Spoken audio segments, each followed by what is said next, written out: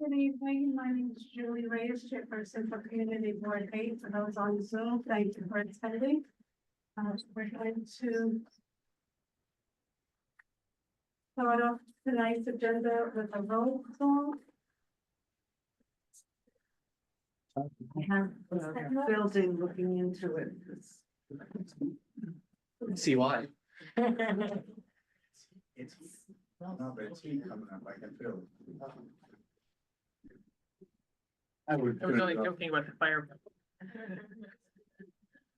Oh yeah, I can smell it too. It's kind of a smoky thing. You mean like the components are burning, but maybe it's not meant to produce heat. I don't think it's supposed to be smelling like smoke, yeah. Okay, so, the attendance, I'll start off with myself, present, Sergio, Margaret Zella, absent, Joy Campbell Kruger, absent, Morris Walton, present, Sylvia Brenda, Constance Barnes, Watson, Bob Bender, Here. Mariella Gibbs, absent, Edward Green. Right. Oh, I should say absolutely look on the screen, see if she's on the screen. Here we go. Rashida Hilliard. Here. Rabbi Bob Kaplan. Debbie Allen. Here. Charles Nerdler. Here. Daniel Rowan. Here. John Dutt Singh. Reverend Travis. Present. Mark Wolfold. Is he outlined? Yeah. Oh, there he is. Okay, great. Thank you, and we have staff over Sarah Rubin. So we have a gross, so we will go on to the approval of the executive minutes from April 2nd, motion to approve. Second. Motion to approve and Deb seconds.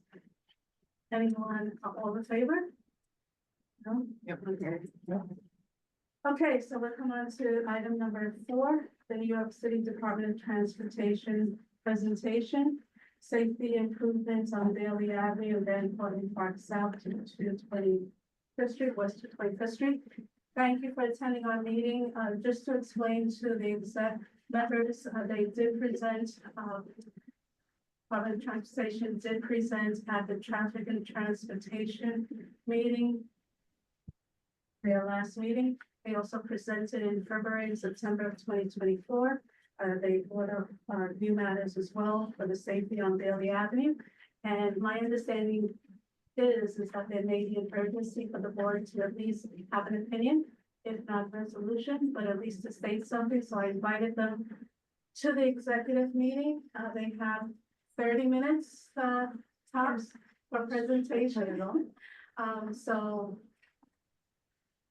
that is why they're at our meeting, and hopefully we'll get more answers at the meetings, the committee meetings, but I thought it was important for the executive committee to at least hear, because it does affect all of the committees. So you can weigh in, Daniel. Is this any different than what the board already passed a resolution in support of Well, they just had a meeting last week. year? No, they just came back with this slight variations of it, so therefore we have to look at it with different eyes. Yes, Madam Chair, we submitted, some questions, yes. on both presentations. And my understanding is that they may, Excuse me, that there was a request to submit some questions yes, to the DOT and, with some canvassing and also review of different presentations on TNT that was Yes. on YouTube. yes. There were some questions that were put together and submitted for their review. Yes, and thank you for that. It has been submitted, so I'm going to turn it over to Mr. Anthony Perez as soon as Farah has a question. Sure. No, I just wanted to add one more thing. So technically, it's really the 4th time they're presenting on the first part of this plan. We did give a resolution with recommendations, like not to close the right turn, things like that. So, you know, with these new plans, that's off the table again. So yes, you would have to, That resolution Give a is new new res- because yes. they gave a new presentation last Mhm. week, and it varies the proposal. So that's why they're here now, and then they'll discuss the safety measures on Bailey Avenue, which was brand new to the committee. And that will definitely have to come back to the committee. Anthony Perez, Hi, and everyone. thank you on short notice. Of course, I wanted to start by thanking you, Chair Reyes, and District Manager Gil Rubin, for giving this opportunity to come speak to you at your executive board. We appreciate this and always want to have open dialogue and communication with the community at large, and especially you as leaders in the community. My name is Anthony Perez. I'm the Bronx Borough Commissioner at the Department of Transportation for the City of New York. I actually have lived most of my life within CB8. I grew up in Marble Hill houses in Building 5 on Exterior Street. My childhood bedroom window faced Bailey Avenue. My mother is still my primary babysitter for my 2-year-old daughter. So I'm in the area pretty much 4 or 5 times a week. I now live on the other side of the Bronx, but I'm still in the Bronx. And I actually have my mother, who still lives there in Marble Hill, is now close to retirement age. And I mention that because folks like that, my mother who's retiring, my daughter who's 2 years old, I think are at the core of what these projects are about. It's about saving lives. It's about making it as safe as possible to cross the street at different intersections, not just of in Cortlandt Park South and Bailey, but also at 238th and at 231st and at 230th Street, all along the way. These are 2 separate projects, as was mentioned, but they both touch Bailey Avenue, and obviously it's in the community board, so the timing came about, but I do want to separate those 2. As was mentioned, we have presented the first project at the intersection of Van Cortlandt Park South and Bailey. We originally came in February of 2024. We came back in September of 2024. The board submitted some recommendations for us to consider. We took those recommendations to heart, and in response sent a letter saying that for that phase of the project, that for 2024, we would keep the slip lane that was requested to remain open. And at that point, I think the core reason why the board or folks were concerned about that was because of the large development in the area, where there would be a new school and a residential tower. And there were concerns about what kind of impacts that would have for the intersection. So we agreed to not close the slip lane then, and to do more research and study and modeling on that work. So I just want to highlight that while we came back for an update, the biggest update was essentially that we had a review with the State Department of Transportation to make sure they approved of our plans of rearranging the exit ramps. And the update there is that the state approves it. They also agree with our analysis that there wouldn't be any backup traffic on the highway, that things will continue to flow as they blend into our city streets. And the other update would be that we do want to move forward with closing the slip lane as originally proposed in the presentation in February and in September. So I do want to highlight that that presentation is not materially different. The only difference there is that we have approval from the state and we do want to close the slip lane. So I don't want to say that the other presentations or discussions are null and void in terms of that project. We just wanted to update you on that aspect, and I want to continue the conversation and not renew the conversation on that end.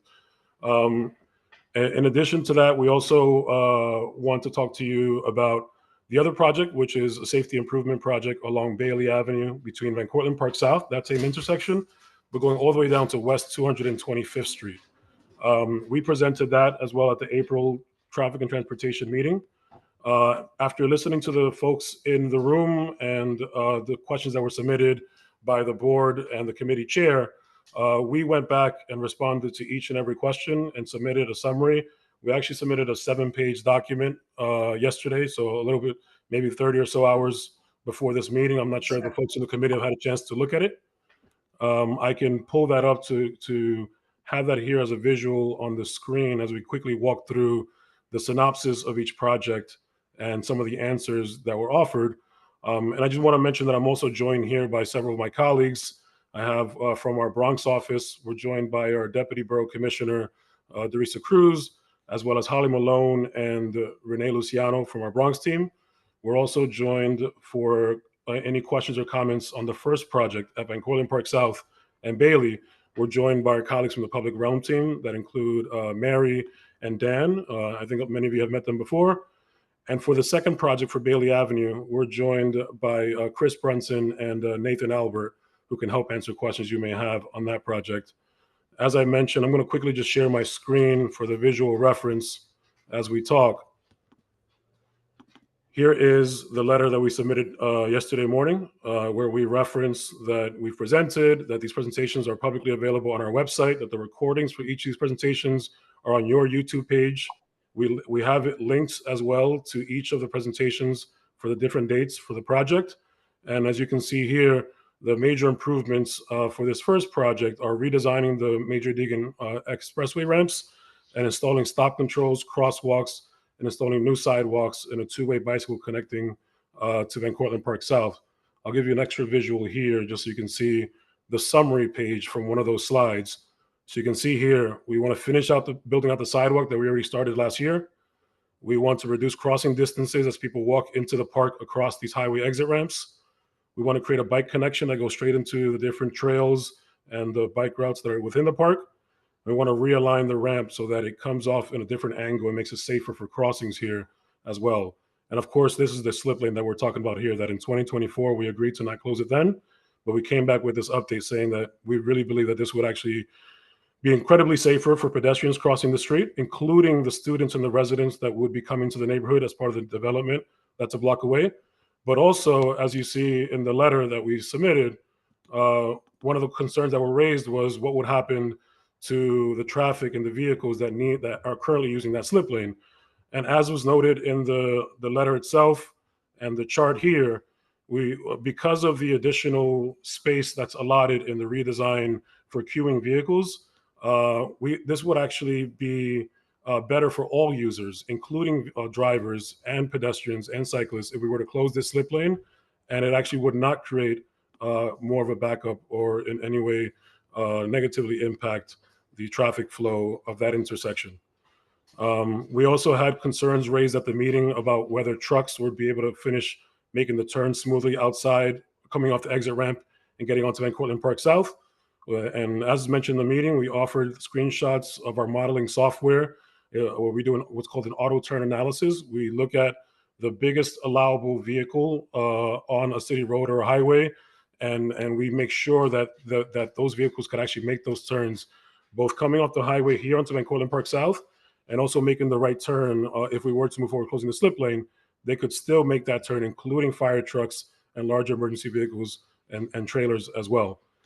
As I mentioned, this is a very comprehensive response here. It's actually a 7-page document that answers all the questions that were raised by the board and by the committee chair. That talks about the things that were considered and the different information that was asked, even as it relates to snow removal. And I want to start talking quickly about the other project, which is the Bailey Avenue project. Again, this is a corridor project. It's 2.2 miles. That's going up from it's one over 1 mile. 2.2 is because of the two lanes. This would go from Van Cortlandt Park South down to West 225th Street.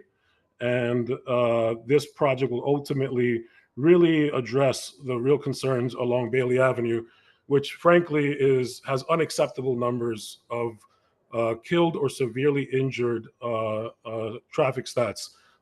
Actually, at the meeting that we were at last month, a couple of weeks ago, there was a gentleman who joined us that actually shared a very, sad but unfortunately all too common story of his brother who was killed in a traffic fatality here on Bailey Avenue. We had people in the community that spoke up and said, "I don't feel safe crossing the street there because of all the cars whizzing by." So I think that this is ultimately, at the end of the day, something that we really want to do because we really believe that it will save lives. This right here is a summary slide that, again, is publicly available online and was submitted to your board. But this kind of gives you a quick synopsis of what we're talking about here. This is what Bailey Avenue looks like now for most of it. You have parking, 2 travel lanes, and these shared spaces. We want to introduce a protected bike lane on one side and also make improvements by adding turning bays that will smooth traffic flow and avoid some of the collisions that we see happening between vehicles and pedestrians. And I just want to highlight here as well, as we usually do, that when we look at a bike lane incorporated in a street design, that bike lane is not just for the bicyclist. It actually helps improve safety for all users. It helps reuse the allotted space that we have and makes it fit more appropriately towards the current usages and the volumes on those roads.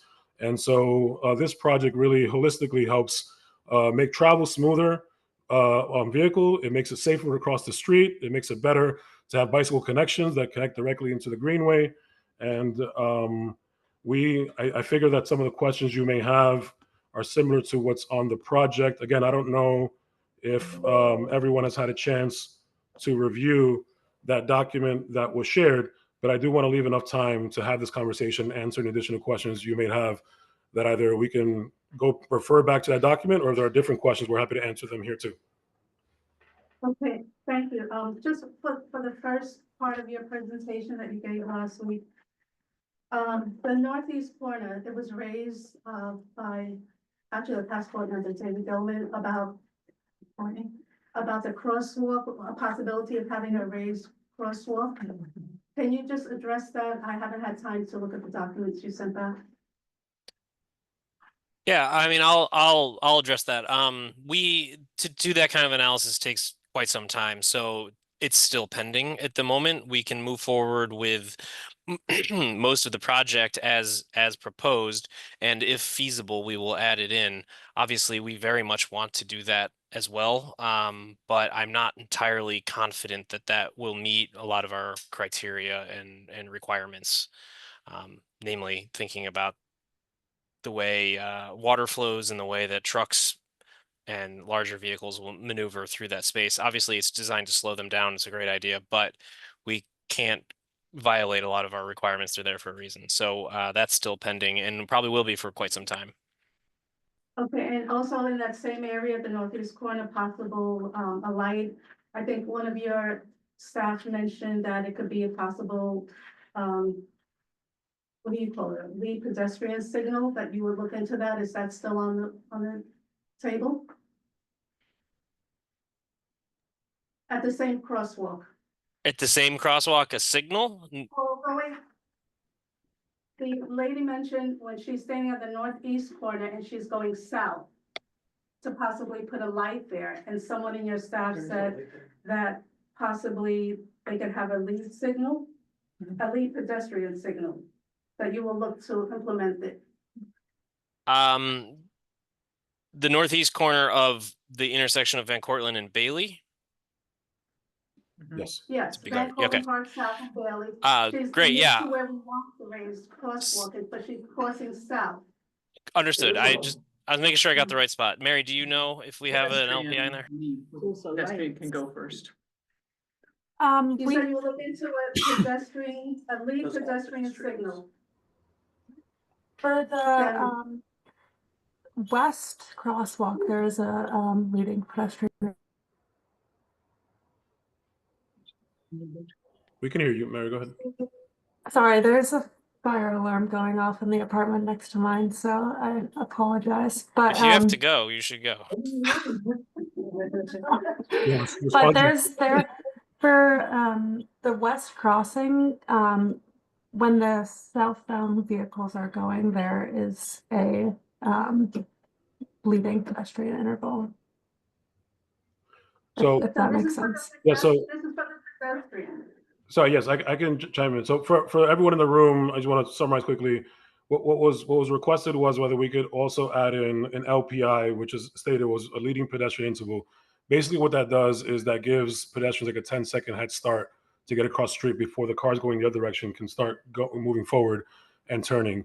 Yes, we will look into that. We have not had a chance to confirm that, but as I mentioned at that meeting, what we have to be careful about is the trade-off, because for every additional time you have exclusively for any flow of traffic, that means the other three areas are either waiting for a walk signal or waiting for a green light.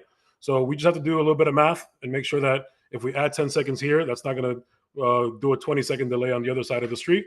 So that's something that we can look into, but we have not confirmed as of this meeting. We have something that we could do without disrupting the flow of traffic as we designed it. Good enough. And like the gentleman mentioned, that was at the meeting that you referenced in the beginning where his brother passed away. He mentioned safety is more important than people having to wait. So if they have to wait 10 seconds, they can wait.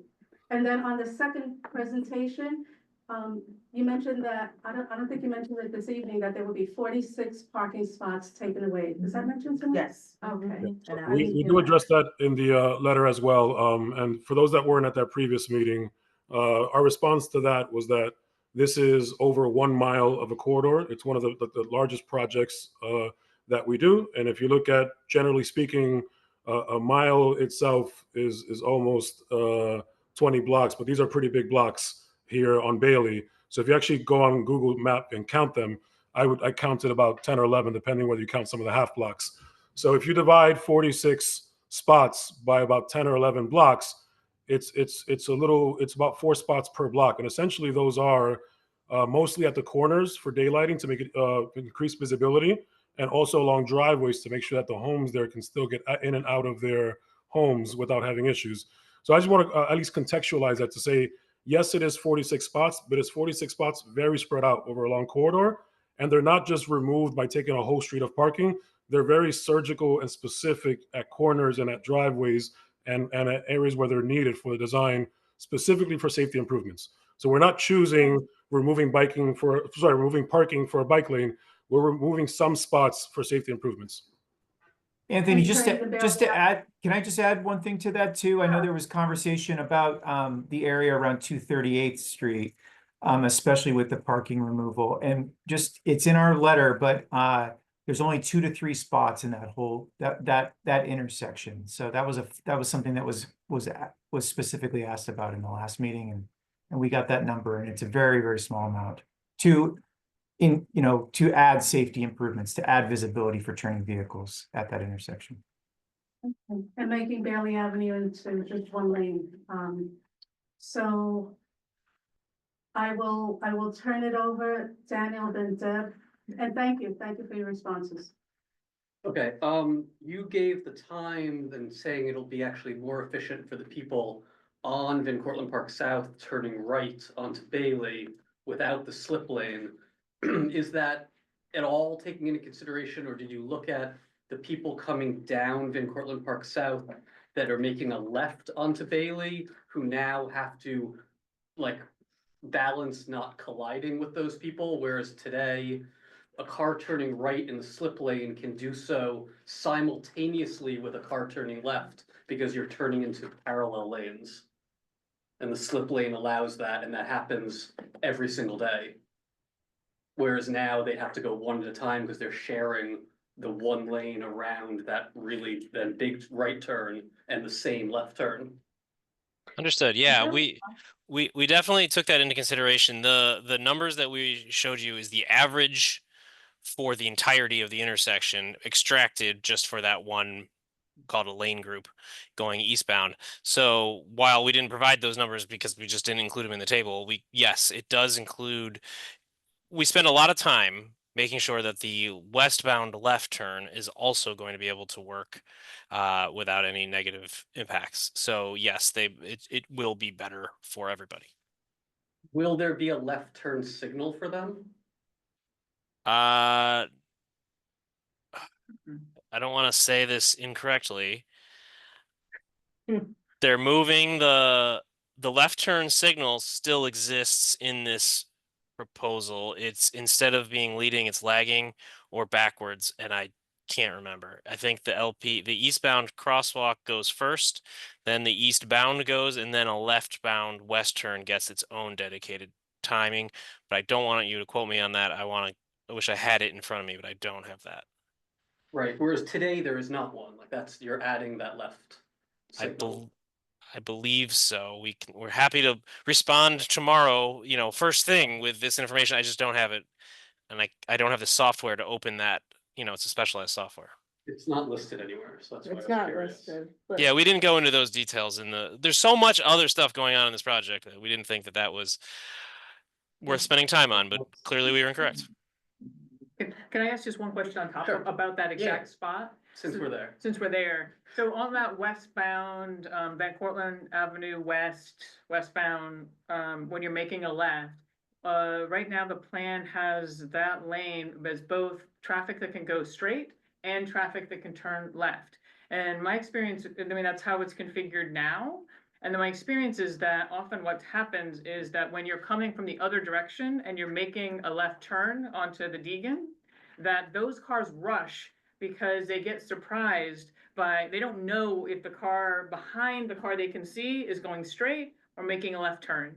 And so I would suggest that it might be worth considering making that an actual turn lane and keeping the other lane as the one that goes through or turns right onto the Deegan. Just to kind of eliminate some of the element of surprise of the vehicles that are going through. And then to Daniel's point, you can control those cars going to the left can then be sunk in sync with the cars going in the other direction without interference. Does that make sense? It does make sense. I'm trying to. I was hoping to pull up the plan in front of me. Mary, do you know if that's included?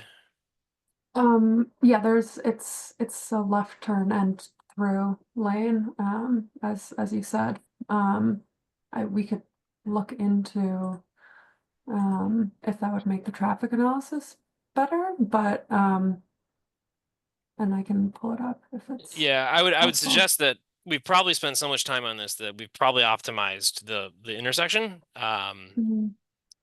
as with the left through instead of the dedicated left, but we can look into it. All right. I have one more question, but I can go after the other folks. Okay, I had a second, but it's for along Bailey, which I guess maybe is actually the whole second project. So should I hold that, or are we asking those questions now too?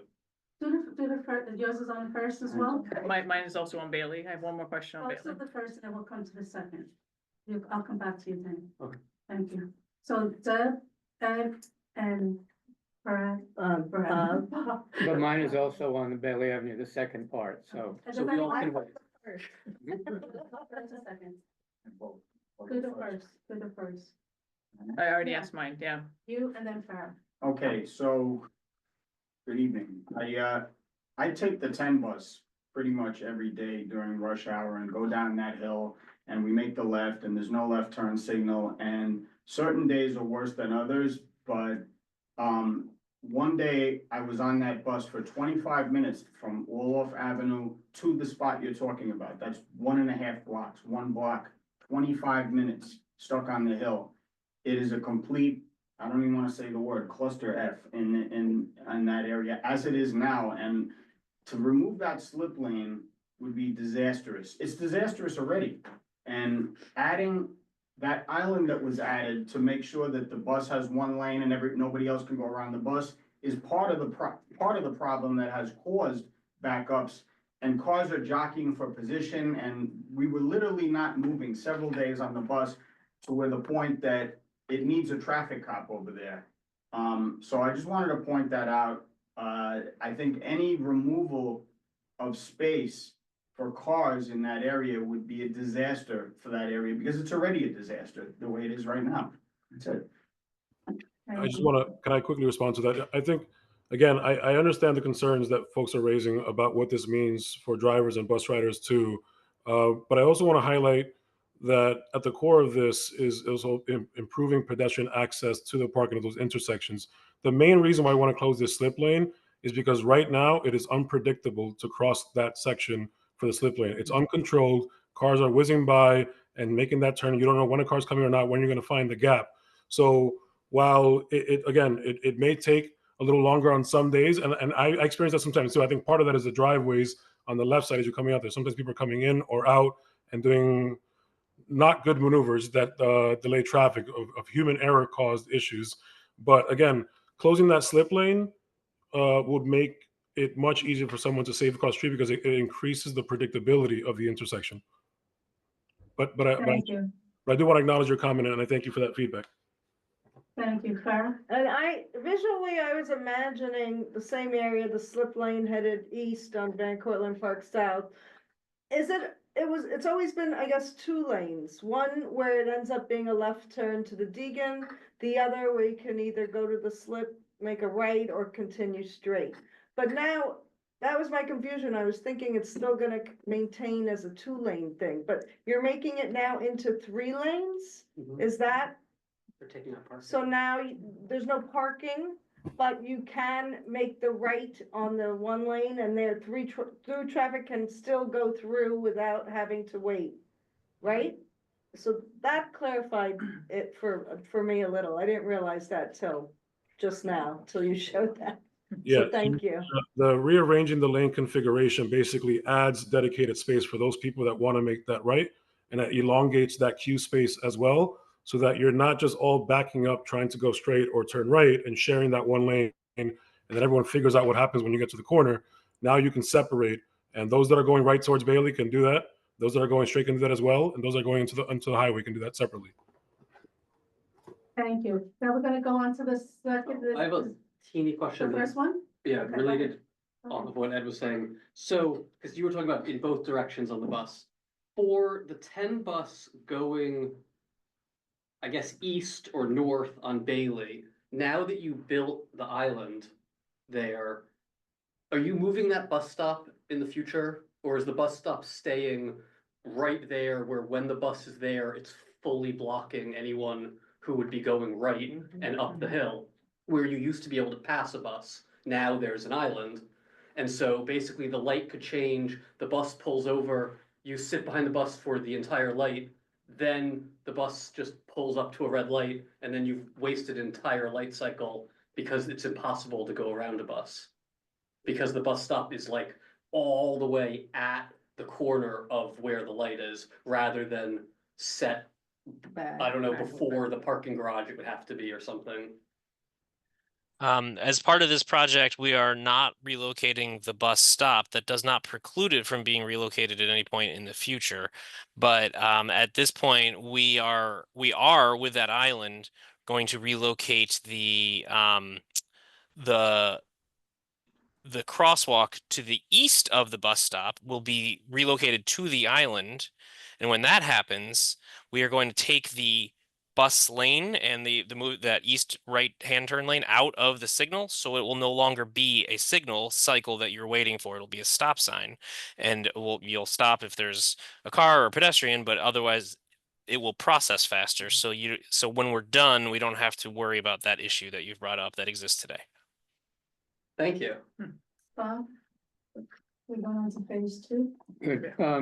Yeah, with regard to the presentation that you did on Bailey Avenue, you're putting in the bike lane, I know, for two reasons. For the bicycles, but also to narrow the driving lanes on Bailey Avenue. I seem to recall, and tell me whether this is accurate, that somebody said that that stretch of Bailey Avenue from Van Cortlandt South down to 225th was in the top 10% in the Bronx of most dangerous streets based on the number of killed or severely injured people. Is that accurate? That's correct, yes. That's a really daunting statistic. Thank you. So, I want to talk also about Bailey, the Bailey improvement. So at 234th, where Bailey Place, the kind of the slip, not a slip lane, but the Bailey Place intersects, there's a kind of a triangle that currently is a garden that's maintained by the church that's adjacent to it. When I was looking at the drawings, it looked like all of that was gonna be concrete, but it's currently a maintained, garden. And so I wanted to make sure that that was preserved, because if we've actually got stewards who are caring for a planting area, we wanna, not cover that. I understand the difficulty of finding stewards, but that if we have an area, we wanna maintain that. Yeah. So you're referring on the east side of the street of Bailey Avenue as you head north up the hill towards Bailey Place at West 234th. Is that where there's those two islands? If you're on Bailey Avenue, it is on the east side, and if you're on Bailey Place, it is on the west side. It is in the triangle between. Got it. So the planted space there is, we're not planning to touch it. What we're planning to do is connect those two. We're essentially closing what's an unutilized slip lane. There's no legal movement through it for a vehicle. It's drawn in concrete right now, but in response to the concerns raised in April at the Transportation Committee meeting, we are exploring whether or not we can install tree pits on that island as well. But that remains an ongoing process for us. But in terms of the planted area you're referring to, there's no plan change to that, so the church can continue doing what it's doing. Okay, great. Yeah, I would like to support having more tree pits and just really thinking about water, because there's a lot of water that comes down the hill, down Bailey Place and down from the upper parts of Kingsbridge Heights down to Bailey. And that's why you see a lot of flooding, so. Yeah, we Okay. agree with all of you, and we really want to get as many trees in this proposal as possible. We're currently reviewing that with Parks. When we do add trees, I think I mentioned this at the last meeting, is that there's very strict regulations where Parks will put trees in for us. And so we need to make sure there's no utility conflicts with DEP, Con Ed, and others before we can move forward with that work. So we're in the process of getting all those utility maps, and we're going to be as aggressive as possible in this plan, especially around that area between 233rd and 234th. Okay, great. And I just want to thank you for this project. It's really wonderful to see these improvements. I walk on Bailey all the time, and it really does feel dangerous and is dangerous. So it's really great to see this work. So thank you for all your hard work on this project. We have more questions, Daniel? Mine's very similar. Maybe you basically answered it, which was also, are you looking into where you could put rain gardens in addition to just maybe new tree boxes for the entire stretch of Bailey, really, that you're working on? You're talking about bioswales? Yeah. Like Yes. the DEP Yeah. bioswales? That was something we could ask DEP. I know DEP has very specific guidelines for that, but we can check in with them on that as we're Especially doing since this it's basically uphill from the Deegan, which we all know floods. That anything you retain there, you're preventing it from just blowing over into the canyon that floods. Yeah, we'll check in with our green infrastructure team as well as our contacts at DEP on that. Yeah, and I just want to reference back to our written submission in the letter where we highlighted that part of the issue there is that, for a bioswale or some of these other larger improvements, that's really done through a larger capital project. And this is meant to be something that we can do quickly this year using paint, plastic, and some concrete here and there. But something like that would take a lot more coordination with other agencies, more funding and more time via capital project. But with that said, that doesn't preclude that from happening. It just won't be part of this particular project right now. Thank you, Ed. So, it seems to me like you're gonna be taking away a lot of road space on Bailey Avenue. Have you taken into consideration that you have a Target on 230th Street and you also have BJ's in the mall, 237, 238th, and they daily get huge trucks, deliveries, huge trucks. And when a huge truck has to make a right turn or a left turn, I don't know if anybody's ever driven a truck like that, but you have to go into the opposite lane, usually crossing a double yellow line to make a right or a left turn like that. So have you guys taken that into consideration? Because given that these businesses get, 7-ton trucks and bigger, making daily deliveries, what potential havoc that could cause to traffic, or if they'd even be physically able to make the turns at all? Yeah, so Bailey Avenue is a truck route. So all of these designs were done with that auto turn analysis that Anthony referenced earlier. Every single intersection here was done to ensure that trucks could make the turns necessary. And I also want to add, like we did traffic counts at every intersection as well that counted trucks, and that was all incorporated into our traffic analysis that produced this. So the answer is a resounding yes. We were considering trucks in this design. Thank you. Thank you. We're gonna close it up with Laura. Does anyone else have questions? Okay, Laura. All right, I just have a few comments. Yesterday, I was traveling north on Bailey from 225th.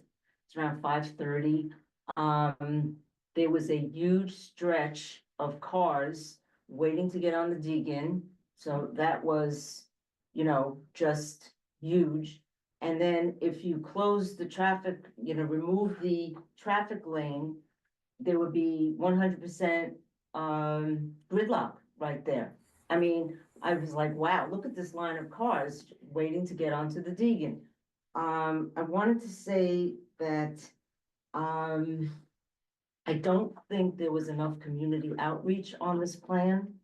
The board didn't have the plan in advance to tell people what was in it.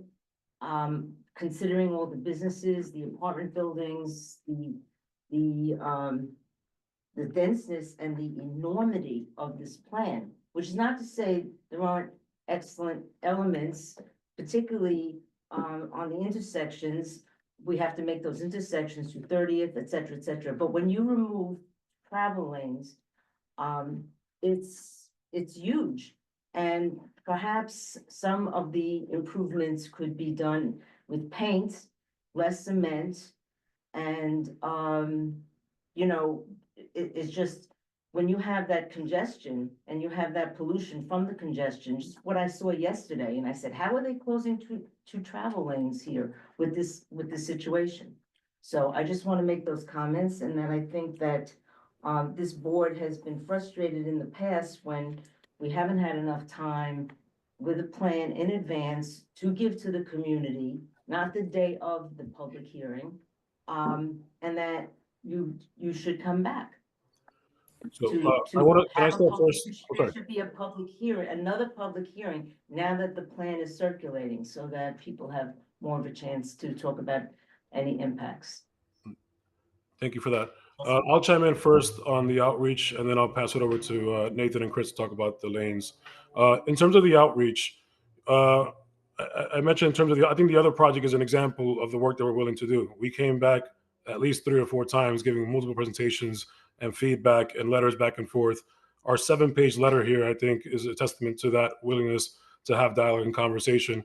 I would also frame that the presentation at the Traffic and Transportation Committee meeting is really almost like the start of the public engagement, because that's when we first meet with the public, but with the planning board.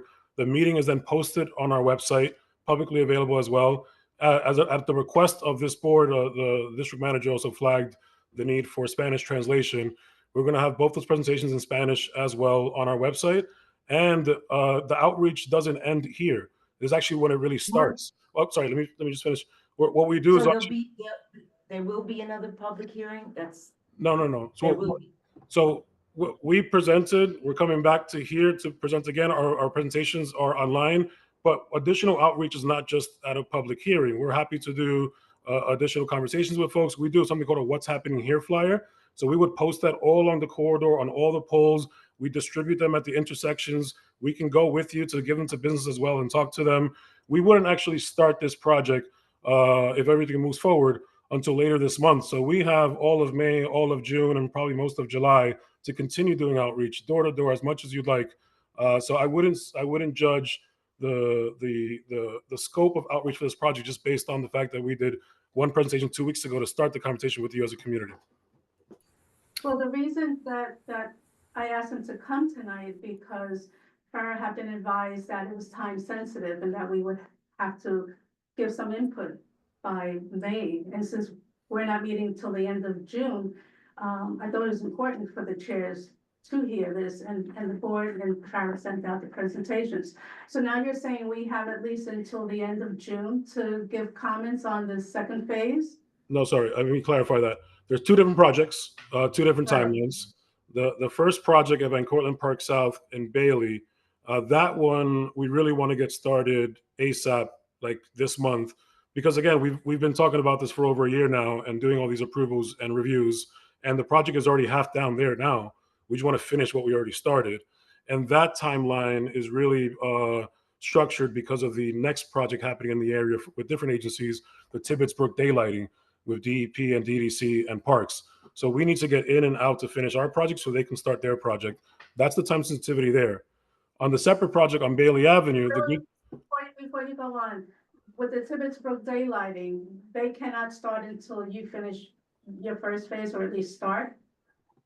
Well, the word cannot may not be accurate. That what is happening is that they are going to start in approximately March of 2026, and they have requested that we are not in their way. And then we have requested that they do not be in our way. We would like to do our work so that way it's a clean and not on top of each other. So hasn't been addressed. We're trying to be accommodating to each other. So you want to start the first phase by when? We're looking to have a start date of May 30th. And that would be phase 2 because phase 1 is already there today. Right. Yeah, has to be, okay. If I could just respond to the comment about congestion on the approach to West 230th Street to the Deegan. So the last comment about northbound Bailey Avenue traffic making that left turn onto West 230th Street to get onto the Deegan, either north or south, correct? I was on Bailey.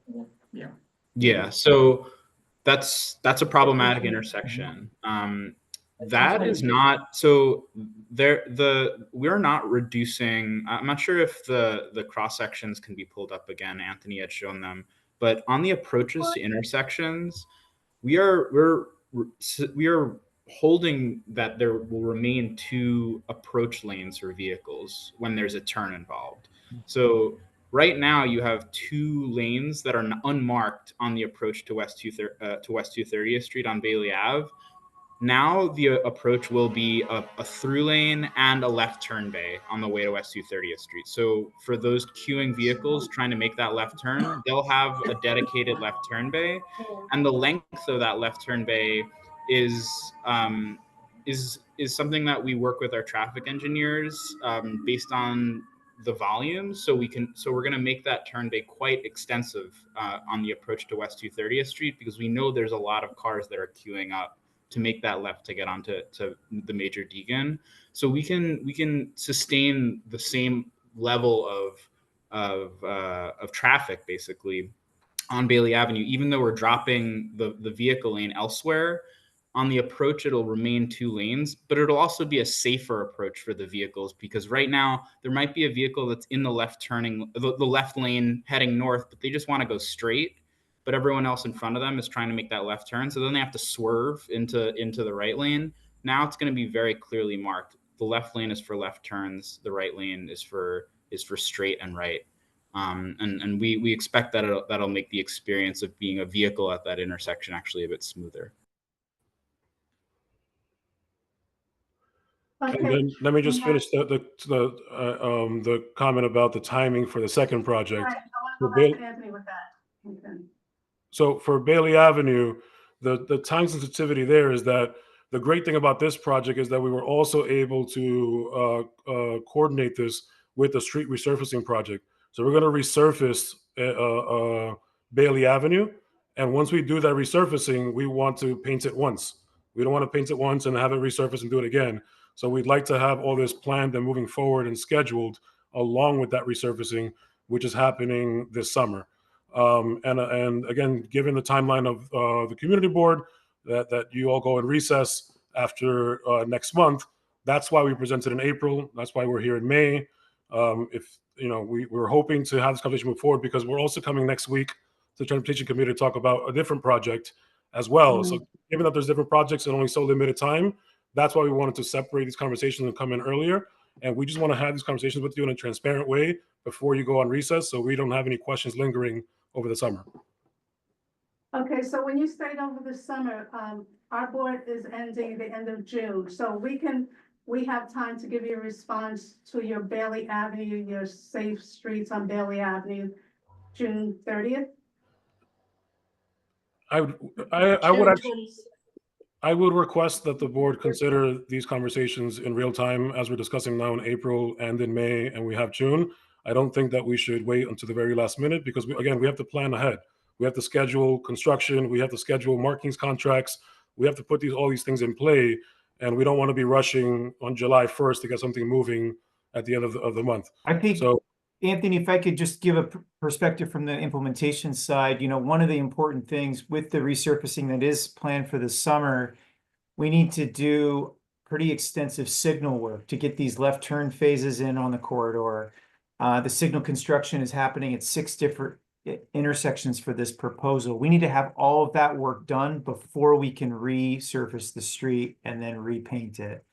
There's also the concrete elements that need to happen before we do the resurfacing. So we do have a very, very resource-heavy project here. We're excited about investing on this corridor. We think it's a very important safety project. But sooner that we start, the better, because if we leave a project that's halfway done, that can be more unsafe at those intersections that we can't complete before the end of the season. Okay, I understand that and I hear you. Our dilemma is that we're responsible to the community. And unless I'm incorrect, at the April, I don't even know what month we're in. 17th. April This is May. 17th meeting was the first time that we were advised of the Bailey Avenue Safety. safety, is that correct? April 17th? That was the first time that we became aware of it, unless I'm wrong. And if Yes, that is. Well, to be clear, there were details of this project that were included in presentations that were done as part of outreach for the Harlem River Greenway for several months back into 2024. But the full that's not project, part of yes. That's not part of the Bailey Avenue Street proposal, or whatever you want It's to actually call it. reversed. The Bailey Avenue Street proposal is also part of the Harlem River Greenway. So it was on the map. We actually had a meeting at 238th Street at the Bronx Ale House where a lot of community residents also came out. So we've been having conversations about improvements to Bailey Avenue for a while. This is the first time this board has seen this presentation in April 17th. But again, I want to highlight that we presented to the board on April 17th. We're presenting here to your executive committee here on May 7th. We submitted a 7-page document with cited information and links. The presentations are online on the website, available 24 hours a day, the whole time. There's also YouTube recordings of each of the presentations for anyone that missed those meetings. If anyone has additional questions, you can submit them. We're happy to answer them ASAP. And we're going to continue doing more outreach with flyers and posting them up and distributing them and taking questions. And so with this information not only being presented, but being available in such an accessible way, I really would urge the board to not wait until June 30th because you quote unquote can. Well, our next board meeting is in May 13th, and we have to have input from the community. And given that we were just given this information in April, the reason that you're here today is because I was told of the time constraints. So this is to at least let the community board members who weren't present at the traffic and transportation, but we would need community input. It's only right and natural. Have you notified all the community residents and businesses along Bailey Avenue of this proposal that you presented on April 17th? No, because our first outreach. Sorry. I was gonna let you finish. I apologize. No, no, you answered, no, that's important to me unless I'm incorrect on this, but No, that's a duty that we owe our community. And I know that there's a hand up, I can't see that far, but someone on It says Zoom, someone from the community. from Zoom, I apologize, but only the community board, the executive committee can speak. If you can please send in your comments to the board office and we will make sure that it is relayed. Responded to. Thank you. Okay, go on, Anthony. So what I wanted to say was that the sequence here is maybe not what we're aligned here. We first, sorry, so let me explain. So on our end, we start with doing presentations to the elected officials. We met with the council members, the assembly members, the state senators, and offer presentations to all of them. Then we go to the community board and do the first public presentation. A lot of times that first meeting turns into another one like this one, and then another one potentially. So we know that there's multiple public meetings that come from that. And again, the outreach that we want to do is showing people the design of what they will see. So if you have recommendations or changes that will come through these discussions, we don't want to start now with the first draft discussion in the public until we have a plan to actually bring it to the public.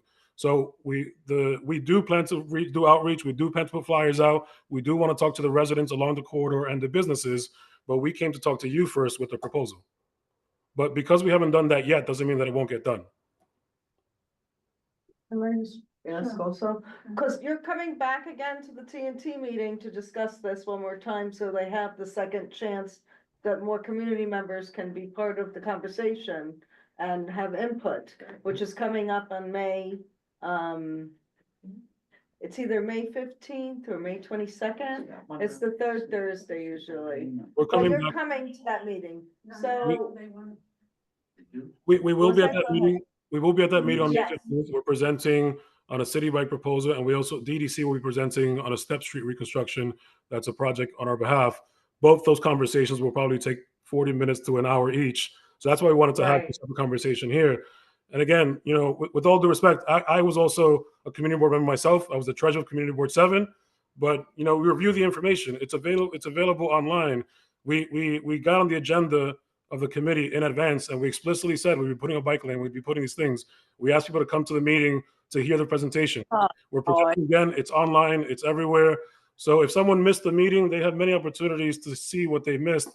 And I don't know if just continuing to repeat the same presentation in a month is really going to change that. Well, it would change in the fact that the community will be advised and aware. It's a huge project where they should be afforded the opportunity to at least become aware of it and have any responses, not as a community board, because we rely on the community input. So let's not repeat ourselves. I'm gonna go on to Chuck, Sylvia, and then, want to thank you for coming. Our response, as far as I can see, until after we have a discussion at the executive board, I don't see how we can have a response unless there is a presentation before our board meeting to invite the public, which time constraints, I honestly don't see it. So an official response will have to be in June, and at least with the input from the executive board, we can give some sort of informal point of view. Chuck? Are you planning a bicycle lane there on Bailey? Yes. Yes. Yeah.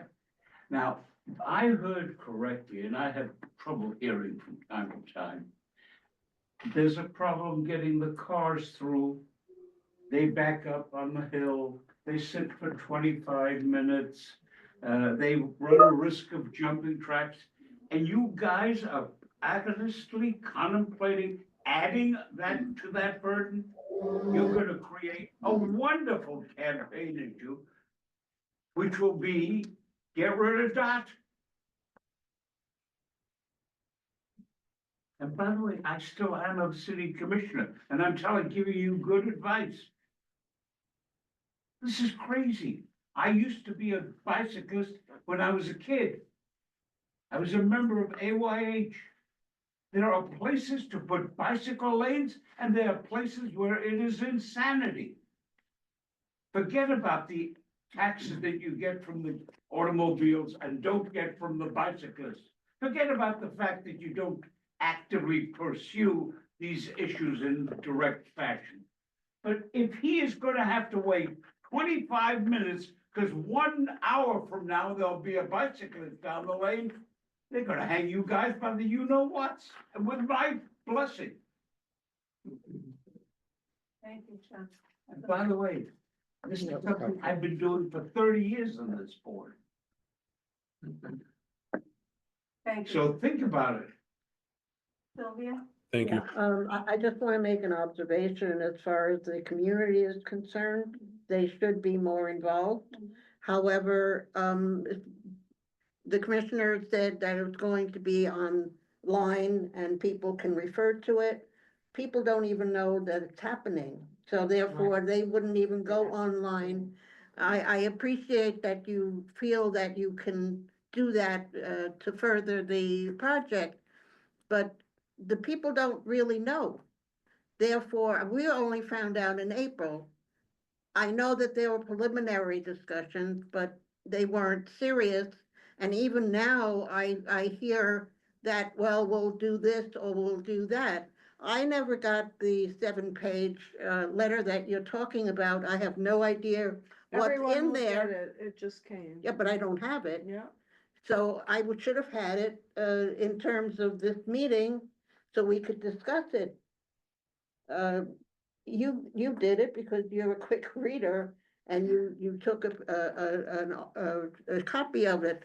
But I don't think that we did our outreach correctly yet. And I think that we have to have another exposure so that the community can catch up. It is a huge project, and it will bring about changes in their lives that they're going to have to live with. And it's not fair. It really isn't fair. Thank you, Sylvia. I agree. Okay, so I'm a resident of Amalgamated Housing. We have 14 buildings. I actually have done some outreach on this, and I've every person I've come to a person, I've asked a few dozen people about this. They think the idea of this project is absolutely insane. They don't even believe me when I tell them this is gonna happen, some of them. So I just wanted to let you guys know the input that I've heard from community members and at least 24 people in the Amalgamated Complex, which is a couple of blocks from this location that you're planning on doing the work. So that's that. Thank you for listening to us, Bob. Yeah, I mean, we still have time to get the word out. We have a board meeting next week. There's no reason why this issue can't be brought to other committees, which we have done with other issues, particularly those that would be concerned, like economic development because of the businesses. So it's not too late to spread the word about this project and get it out, and we can do a lot of that ourselves. We would have to have, I believe, at least a public hearing for the community before our board meeting. That would entail a 10-day notice. This isn't a project that is just like a little, oh, let's just have a quick meeting. We have to, we need a 10-day advance, You need to do that. and then we have to bring it to the board. Today is what, May, I don't know. Seven, so 10 days from now is the 17th. Even if we could have it in 3 to 4 days, but we need to let the public know. And why should it be such a rush? They just came to us in April. Yeah, so we can have a special meeting in June But they're too. making up flyers, which is great. I mean, Yeah, as I that's said, they're right. making up flyers and they're, and Yeah. from just to spread it around. There's something for Yeah. discussion at Everyone- exec. I don't wanna keep them because they were kind enough to come this evening. I'm just telling you how I see it once we discuss it in exec, because we have to let the community know. This isn't Absolutely. so. I have the exec here just in case we aren't afforded that opportunity. Why don't you do the public hearing immediately before the board meeting? That'll Before the traffic involve turns the the meeting board that they're already coming to. No, because it's better before We will the be in board touch, meeting. we will be in touch with you. I thank you again for listening to us and we did receive the 7-page document. We haven't, our district manager will disperse it out to us and we will review it. And I thank you again for coming this evening. Thank you for your time. We really do appreciate it, and we would love to continue the conversation. I would just ask two things quickly. The first thing is, I hope that after discussion that we can have some clarity on next steps. We want to know what exactly that looks like in terms of when you expect us to be back and for what meeting and what that looks like. And my second request is that you consider these projects separately. The first project at the intersection of Van Cortlandt Park South has already been presented multiple times, and we've come back since last year. So I don't necessarily want to delay the first project because we want to discuss the second one longer. I just want to ask that for you. Fine, the second project is the one with the. Commissioner, about 3 months ago, Adonis stopped me on the street and said, why is it that your board keeps breaking my chops? He was a little more polite than that. And I said to him, because the information that we get and that we communicate doesn't reach you and you don't act. This is an example of that, please. I don't fault any of you. You are hardworking, effective, honest people. But you have a community here that is articulate and knowledgeable and knows how to find the way to City Hall. You are taking here significant political risks that you need to check. Thank you again. Have a good night. Thank you. Thank you. Thank you. Thank you. Take care. Okay, so. I'm That- sorry, Andrew. No, that's okay. That's a presentation. So, just, So are we Discussions. separating the two? I would I say. thought it's all right. Please, I think we have to, it's separate. Yeah. please. Projects. I would Yes. separate Do we know how far their resources Well, are? what I'm saying No, is you I. did the whole thing. No, but like up the. Whoa, one conversation, Up to Olaf? Because that, but that, one conversation. Time, especially at this hour. I'd love for you to just jump in, but we really need just one. So, first phase, it's been presented 3, now 4 times. Farah sent out presentations like 2 or 3 times, and I can tell by some of the questions, not everybody's looked at it. But in any event, they really have presented, and I think like the thing that I hear from around the board is that the closed slip lane is the biggest issue of that. So, Bob? No, Oh, I thought you I'm had just, your I'm hand just, no, sorry, I put my elbows down. I'm convinced now, they can close the slip lane. I think that makes a ton of sense, because actually they're adding an entire Lane. third lane, dedicating it to Yeah, I turning didn't right. Mhm. realize Whereas that. now it's straight and right Alright. on the same lane, and some of them go to the slip lane and some go straight.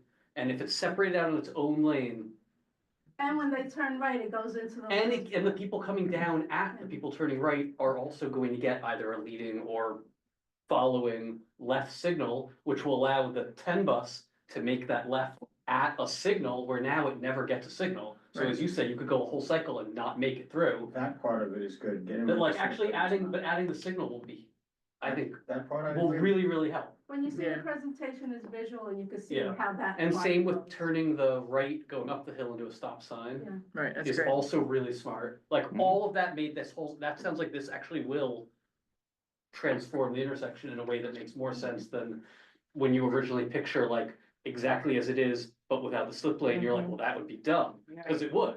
But if you do like 8 other things, it's like, okay, Okay. I could see that. I'm not, So I understand that part 1 wasn't voted on in TNT. Part 1, no, No, neither so one then a was, neither motion one. for part 1 will be made On- at the May Yes. meeting. And so, we will vote on part 1 at the May meeting. May 13th. At the full board Full meeting. board. But Next that week. a A resolution will resolution. be prepared in advance to be sent out to people. Okay, that's part 1. as a TNT resolution It's or, gonna come from the floor from TNT. okay. And we highly suggest for everyone to take a look at the presentation. Could I ask, Honestly, visually, you'll. could I ask a question? Yes. I'm a little lost. I Sure. don't live there, so, I'm just thinking, the bike lane on, Bailey is only on one side, Okay, right? that's That's a second- separate, that's we're Oh, that's the talking about second one? first- Yeah, we're gonna talk about Oh, the first one. Okay, The I'll first wait. one is, Van Cortlandt Park South into Deegan. The only difference in that one, since they proposed it in February, November, and April, is that they closed the slip lane. But when you look at the presentation, you'll see when the bus turns, it goes into separate I little island understand. by itself. Mhm. So everybody's not good, but you're good with the first phase? Mhm. We're moving It's forward and they'll be okay. good with that. They'll be Okay. happy with that. So, and everyone will get a copy of the resolution way before the meeting, so you can put in your little 2 cents. Okay, now the second part, Was which the I feel that first the time. community needs to be informed, and we were just given the presentation April 17th. was the It first was time. pretty surprising because for me, I don't care how many blocks it is, 46 spots is a lot. And to take Bailey Avenue to make it to one lane. We have 2 lanes now, they wanna make it 1 lane. They wanna pour a bunch of concrete there. There's a lot that they want to do on that part. Well, that's why I said And paint. for me, I don't see rushing it, but that's just me. I only have one voice, everyone has a voice. So who wants to speak on that? No, I just wanna say, I'm concerned about Bailey Avenue. My husband used to live there before he got married. I had an accident there one time. A child ran across the street and I almost hit him. I went down to the Major Deegan over a fence and all. With the bike lane there, I'm asking again, does anybody know whether it's going to be like North Riverdale where you have it in the middle of traffic? No, Or is it up against the sidewalk or it's along on the west side, like on Bailey Park, where the fence is? where Bailey Park is. It goes all the way, it's 2 lanes. The bike lane is 2 lanes on the west side. I understood it's like Broadway, where the cars Right. park Mhm. here. Yep. It's there, the cars are parking. On in the middle March of the Loop, street. right. No, it'll be like Broadway. No, Yeah, it's not Marshall Lewis Broadway, it's the Broadway. protected bike lane, it's called. And the buses will stay in their lane and they'll add like those islands. Like they have like by the More lieutenant, like, concrete. no, well, the raised island isn't concrete, it's like plastic waffle blocks. Yeah. Like if you see it over by like the zoo, They have them there. And so then that way, like, so you'll cross the bike lanes and the parking and wait there for the Right. bus. And that So- way, so- the bus doesn't have to pull over, it just kind of, Right, You so can. I'm even more concerned if you say that they're going to have one north lane and one south lane. Mhm. And the bikes are up against the fence. And you all know that somebody just got killed down in Soho because he was on a bike.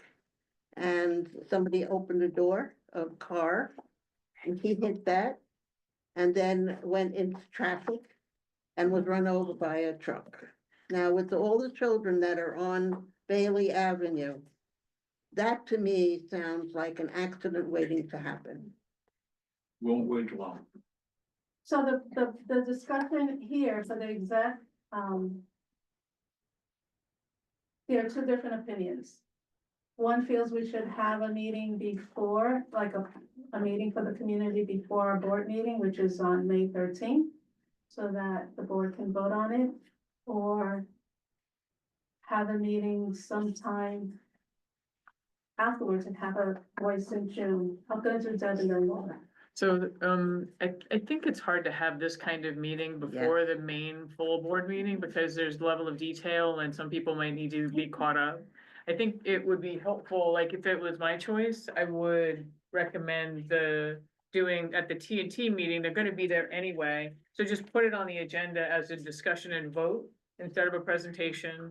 And like at the end of theirs, like do their other two new things so people can be fresh. And then do a discussion and vote so that their DOT is there for the questions that the public will have, but that way you can send the agenda out with the full plan and direct people to the website and they can come prepared, but it's just knowing it's a discussion and a vote of a resolution at that May T&T meeting. Laura? It's, that might be workable. Having it before the main meeting does not give anybody enough time to do the outreach that we're talking about. That's what I told him. It doesn't have enough I know time. nobody listens to me, They, but that's. they say, we're gonna talk to businesses, we have a flyer, we're gonna post, we're gonna do all these things. I would like them to do that before we have our public hearing. Let them Have have, the TNT. you know what I mean? So to help us do the outreach. So question, I don't know if I'm missing something, but so there's two separate issues here. To me, from what I heard, it sounds like the first one, the intersection slip lane, that's going down at, in a couple of weeks. It's happening. Well, they're finished. Basically, They already started it. right, so. So we're voting on it. Right, so this, the whole thing about the public hearing is specifically for the second, Yes, right? yeah, oh, yes. Bailey yes, Avenue. Just yes. wanted to clarify. The first one, they're starting by May 30th. Book a crook. And we haven't voted on it yet? No, we And haven't. they're already working? well, we Okay. have on the old They version of have it that's voted on it. fairly We have different. Yeah. We talked about it last year too, and the We year talked before. about it in I've been February. going to TNT for years and years and years. They presented I it, don't it was a whole remember that. resolution. We argued about it at the board meeting, it was a whole There's thing. resolutions We've- on it. we've done it a There's couple of resolutions times. on it. Okay, so The main traffic and transportation meeting is fully booked. It's That's what booked. they're saying. This was not on that agenda Well, to do a third because they have two other presentations. They're doing that same. Yeah, I'm not saying, I'm well, not they saying, could do an abridged version like they did tonight, but the They community could, has it's to just be. gonna be a long meeting. They're gonna That's- have to be given For the the second, opportunity. for the Bailey Avenue. Yeah, Right. but the community has, that's what mandated to do it, you know? I mean, we can do a letter, we can take a consensus from the executive committee. We could do a letter explaining to them for the second part, that's Bailey Avenue, where they're gonna make it one way, one lane. That either we reserve or we oppose at this time, but we need to get an official word, or just let them know that we will give them an official word in June. Or do nothing. And I choose to let them know that we are bringing it to the community and we will have a say in what we feel. Dan? I think you're right, I mean, I think, right, just send the presentation to everybody before a public hearing, even if it's before the June board meeting. And then we vote on something about it then they can talk about it. I mean, for everyone reducing it to 2 lanes, I think that would really be better. I'm in full support of this redesign of Bailey, because right now, the best way to drive this stretch is to treat it like one lane in both directions, to stay in the left lane and to fully ignore the right travel lane because there will be double parked cars and car washes and so much junk in the right lane that then you have to merge back into the left lane, that basically the right lane is just for people to try to pass you at a light and like cause you to slow down because then they cut in front of We'll you. make sure That that if it was just 2 lanes, it would actually go faster because you wouldn't have that Jamie, going what on. happens when somebody's gonna make a left turn? Well, There's a bay for that. but at the Yeah. intersections, it turning comes lanes. back into 4 lanes. I need everybody. Same as to it is like take on a Riverdale presentation. Avenue. They need- It's that it merges to 1 lane and then it goes Excuse me, at Dan. the intersections, I'm there's gonna 4 stop lanes. this because people need to look at the presentation and then we'll further discuss it. Because I can tell people have not looked at that presentation. You need to look at it so that we can really discuss it. Now, we're gonna have a meeting, the TNT, they will present again in TNT. We're gonna look to see if we can get a location on Bailey Avenue so the community has easy access to come to the meeting. Hopefully, we can get Port Independence or someone to be in the The May community. TNT, but Yes. that's like not a lot of time for us to do the outreach, really. Well, If what we're else- not what voting else- till June, Is there another committee Because you we're wanna not do it on? voting, we're not voting Question till two. we're doing on part 2. But On we part have 2. our May meeting. When is your May meeting? Today's May 7th. gonna take 15 to 20 seconds. More than 10 days to post and next week. Yeah, if we got all those people for cricket in a week, we can get people to come to TNT Bailey. Oh, really? You tell them 46 spots are gone, they'll be there.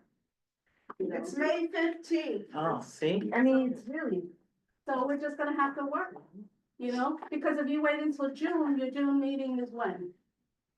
no, And you they'll get can, left turn signals. No, They're adding you are left turn meeting signals in to that. June, unfortunately, Which is you have gonna too be many. huge. Okay, so we're gonna move on from this. Yeah. Does anyone have any objections? Speak now. No objection, but so the plan is we're voting in June, right? Because there's no On way part we can two. vote on part 2, On part 2. because we can't do. There'll be Okay. a resolution. So let us know, how can we vote May 13th with the community having an input? I agree, because the meeting is on May 15th. Yeah, right. Okay, I just wanted to clarify. We'll send them a letter, The 19th, yeah, we could do that. the board will send a letter advising them, due to the short notice of the presentation, we need, our mandate is community That's right. outreach. They admitted that they did not do any outreach to the community, and we will have our opinion in June. All right, they have their schedule, we have our schedule. Exactly. Yeah. Okay, thank you, everybody. So now. thank you, Julie. Thank you. So now we're gonna go on to the So meeting's treasurer's not over? report. Just get started. 10 40 minutes?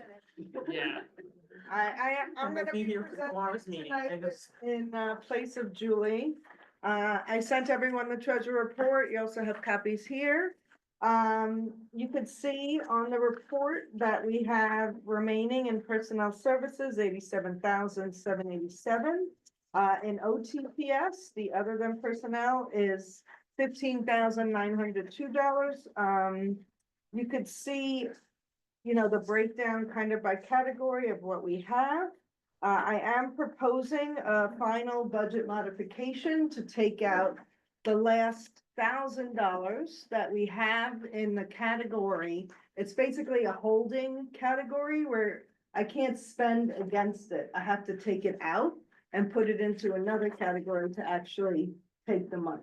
So I would like to take that last $1,000, which if you look at the other page, I'll show you.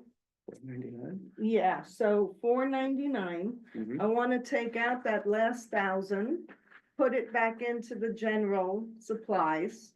So that we can spend that out and not, you know, be left with that at the end Leave of June. $1. We will leave them $1. And why does it say remaining $1,001? Why does it say it? Yeah, at the end. Oh, at the end, if we do the mod, it will be I moved see. and it'll be out of there. So that's the 1.2 budget mod, addendum A, which we have a resolution on. Which you can see on that page, if you flip over to the next page, addendum A. So I have a resolution asking that we move that, to continue with the operational budget and help, you know, and I'm gonna spend that out. Then for, we do have some funds encumbered where we took the money out. We're just waiting to get the products in and then it gets paid, but the money essentially has already been taken out for $4,640. And then the other part of this report is,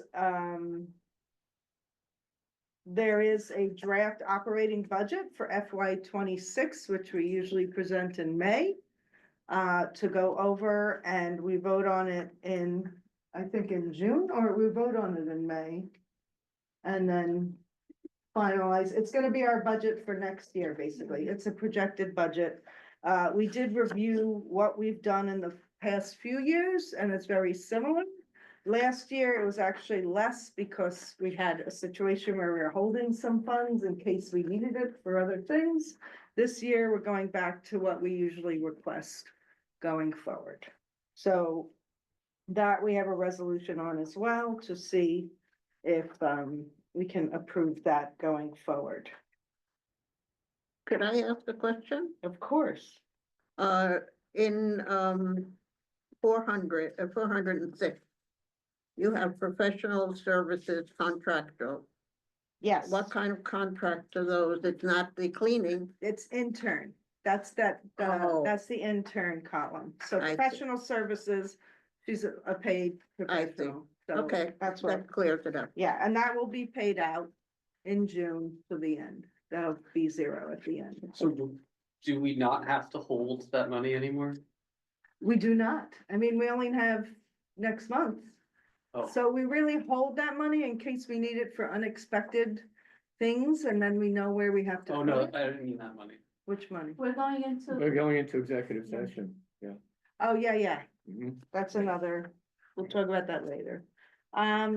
So I'm sorry, what's the process here? Are we supposed to, we're not voting on anyone has this any tonight, questions, it's just comments? asking questions. And after you review it, just contact, Sharon Good. Yeah, if you have any questions. But do it before the board meeting so that. And I'm spending out, I've reordered the, housing resource guides in Spanish and English. I ordered event supplies, we're gonna be ordering more, but we have enough for our events coming up, at least for the first two. And I'm just gonna keep buying stuff till we need it, we're just gonna keep buying as much as I can with what we have left. Thank you, Farah. Any questions for Farah on the treasurer's report? For my report, I'll say did almost everything that the district manager report on. I'll pass it due to the hour, I'll pass it along for now. And then I'll let the district manager give her report. Okay, I was just gonna do it as quickly as possible. I want to wish everyone a happy Mother's Day this weekend. So happy, I think it is this weekend. Okay. Chair Reyes and I had the pleasure to attend a JFK ribbon cutting event today for the new fields that they have there. Why wasn't I invited? It was there too. They invited us. They wanted to thank their elected officials who donated $5 million to the new football field, the new track, the new baseball field, tennis courts. They have new lighting, new state-of-the-art jumbotron. It really was beautiful. And our very own Oscar Martinez was honored. He's a coach there. He's very instrumental in getting the funding for this as well. So it was really an honor to see him there as well. And the ALCA committee put it on their agenda many years. They did thank Community Board 8 for all their advocacy. And that's why the elected officials picked it up. Okay, well, that's wonderful. They didn't know it Thank you. needed to be fixed. Thank you. Last night, Ramdot Singh, the chair of the youth committee. Hi, Ramdot. I guess I'll let you, are you still here? I'll let you speak on that. But we had a lot of fun at the Yankee game last night. I held my monthly district service cabinet meeting on May 6th. My next and final one will be on June 10th. I will send those minutes shortly. I did attend the Bronx Borough Service Cabinet meeting today with presentations from Citywide Event Management and SAPO, Street Activity Permit Office. And they also highlighted the Bronx Week of Events from May 5th to the 18th. I had a meeting with the BP's Office of Planning and Topography and the presidents of the boards of 601, 609 KPAC. We're continuing to discuss the issues of the ownership of that decrepit pathway and what could be done. Nothing's been resolved, but we just keep having conversations and just seeing what we could do. Again, I mentioned I'm ordering lots of supplies, brochures, resource guides that we need for our tabling events. And our first tabling event is coming up on May 18th, the North Riverdale Block Festival, and then Riverdale Pride on June 1st. Please reach out if you could come to the table, represent the board, let the community know what we're about, and give out resources and giveaways. I will send you all the final June meetings calendar. Just give me your comments on that. And Wave Hill is confirmed for our last meeting on June 25th.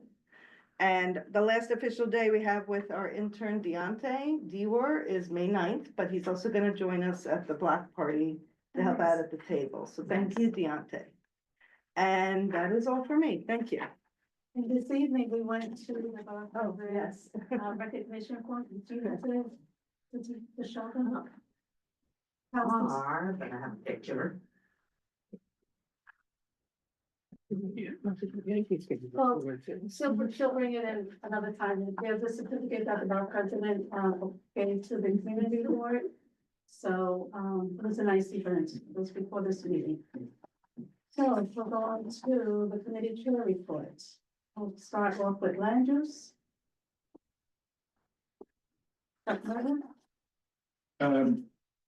There are two items I'd like you to pay attention to if you would. The first is, there is a site in the Riverdale area where we have, I don't remember the name of the street, where we have on one side of the street several private homes, and on the other side is the Idelson Center, which is run by, or was run by the Jewish Board of Guardians. They have closed it effectively because it is, according to them, $1 million a year plus trade negative. That raises the two issues on that one. One is before us tonight, the other will be before us later on this year, but you need to have a heads up so you start thinking about it. The one that came before land use last night or the night before was a request for a driveway and a house almost directly opposite. We reviewed it. There were no significant questions. It was unanimously approved. The other one is just an important heads up because it straddles Fieldston. It straddles the natural area district. And if you wind up with an apartment house there, the domino effect will be all through the community. And whatever you wind up with is apparently a covenant in there that is sort of weird. I'm going to be taking a look at that. I haven't seen it until now. I talked to FPOA and they are really deeply in the woods in trying to get that one solved, but that's going to be a major issue. Second part is an issue that as to which I have recused myself as chair of land use. Marty has taken over. I have recused myself because while it involves the single most important SNAD issue in my years on this board, and you will see in a moment why. And it is one that is totally precedential. It is one where one of the neighbors happens to be my daughter, and therefore I think it's appropriate I do that. That doesn't mean I have to shut up and not talk. It means I don't vote, I don't preside, and Marty does a better job than I do anyway. May I then just take 2 minutes and then Marty will take over so I don't say another word unless that. Over the course of the past few months, starting in December when I recused myself, I collected a group of photographs so that the board would not be working in the dark and taking anybody's word for anything. There now are videos, you'll see in a second. I don't have enough photos for everyone, but I'm going to pass around enough photos so that you can see an important thing. This is what the premises, they are located on 355 West 246th Street in Fieldston. All right? All residential. That's what the area was according to Brown Harris. That's from the Brown Harris and Stevens brochure. That's what the area looked like in 1900, pardon me, in 2022 or 23, when they offered the property for sale. This is another picture of what the area looked like at that time. I want you to look at a gable right here. Now I want you to look at that and at what's beneath that gable, namely a tree. Now you all know SNAD is designed to protect trees, protect topographical issues, and protect specific vegetation. You see the tree? Now I'm going to show you the fate of the tree. Here. This is what has happened.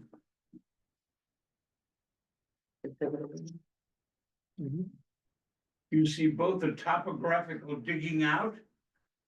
You see, appropriately enough, also that gable. The tree's gone. You have no problem with that for the simple reason that the next picture shows you who took it away and what happened. This is a photograph. Oh, I'm sorry. No, we have. This photograph is how they measured the remainders of the tree.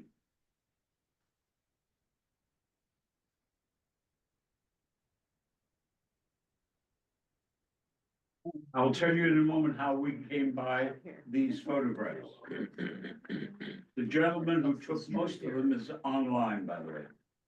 And lest anybody think that the Wizard of Oz removed the trees, here's how you can see what happened. Even the tree stumps were removed by them.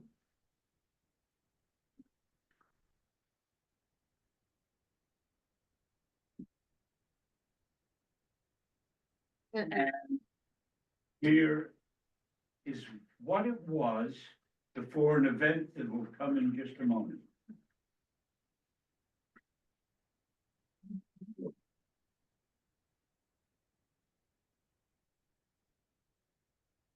This is a different one.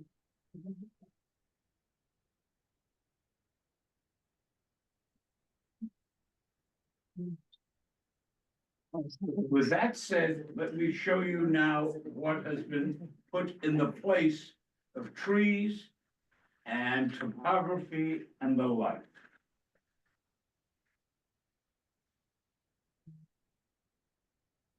Look, it is a concrete slab designed for parking as many as 3 to 6 cars as best as can be gauged at this stage. And because they would like to have a garage of some sort there, is because they don't have a driveway leading into Fieldston Road. Or 246th How do they Street. even get to this driveway? And That's they the other can't question, yeah. without going over the lawns of the next door neighbors.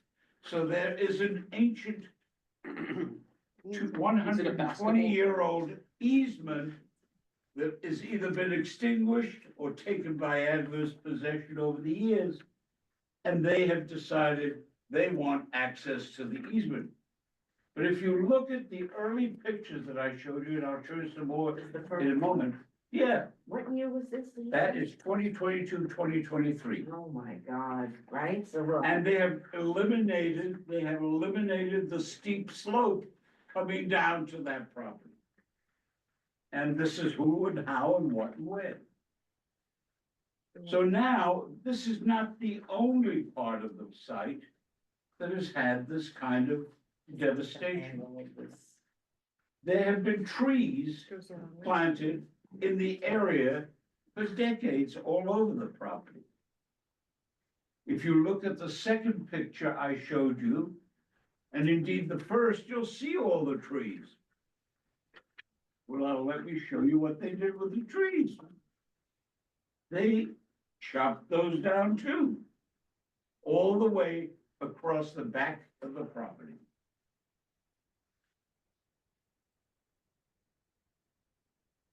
And you see the workmen doing it. So what do you have now and what is the issue?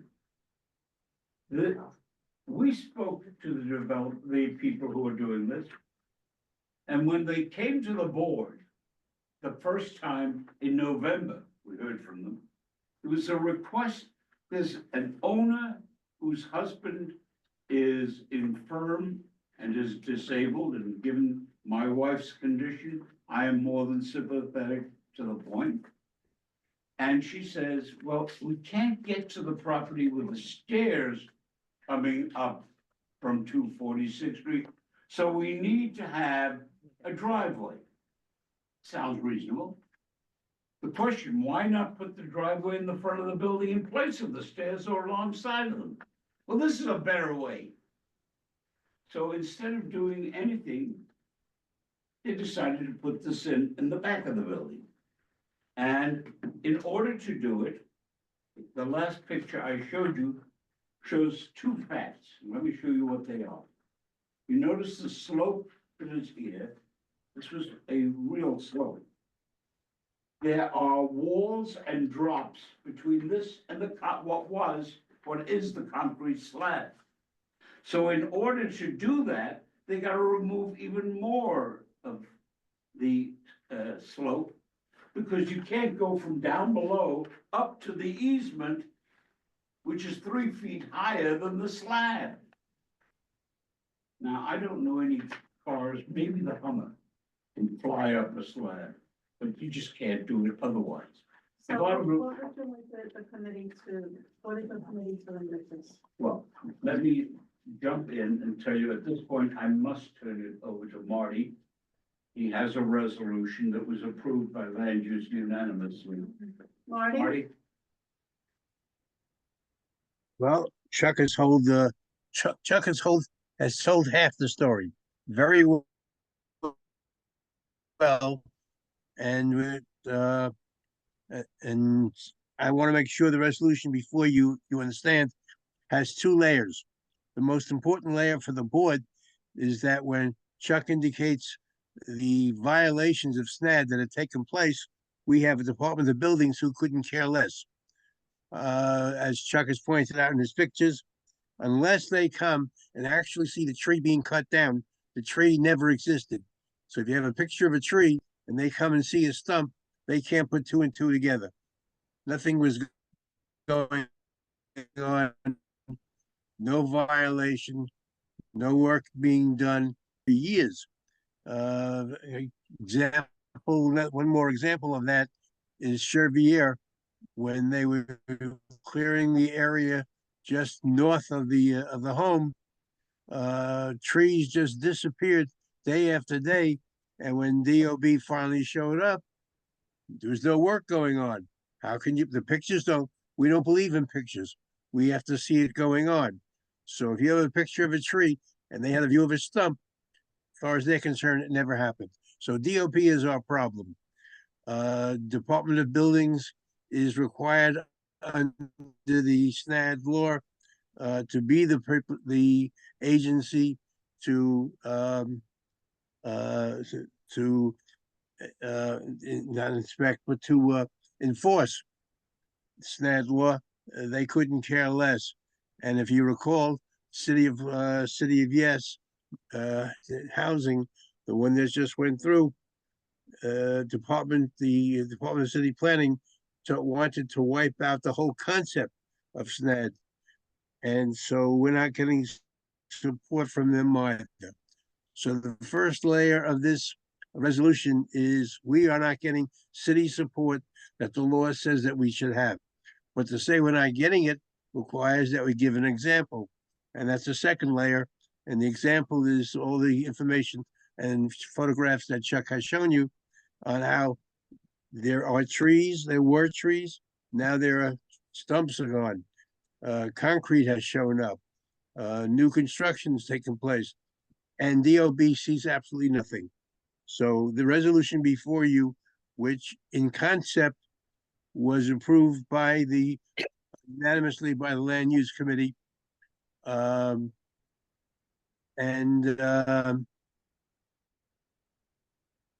anyone have any and, questions on? Marty, we have two questions. Laura. I just have a comment. Laura, Deb, and then. Under the heading where it says DOB and DCP SNAD enforcement, I would put the address. So it's in the heading as well as in that second whereas. And then, where in the second line, city planning have collectively refused.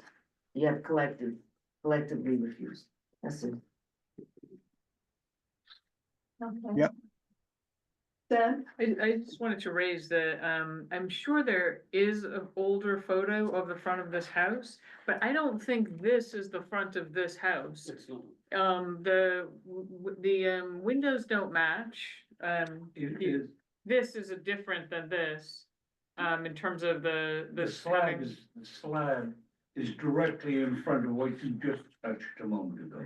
The slab is here. Correct. But And the this tree here- was there. But this is not this facade. This is a different. It's a different facade. If you look at the first picture, the one before that, you will see the whole area had one tree after another. Oh, I don't disagree. I think that there certainly is that this house has had at least 2 tree removals, but this is a multi-trunked tree, is not this tree. And this is not this house. And so, well, we just should get the right picture, just if we want to use that Let me for explain. evidence. And I apologize for even joking. Online is a wonderful man who's the neighbor there, by the name of Robert Egan. You will see him on the screen.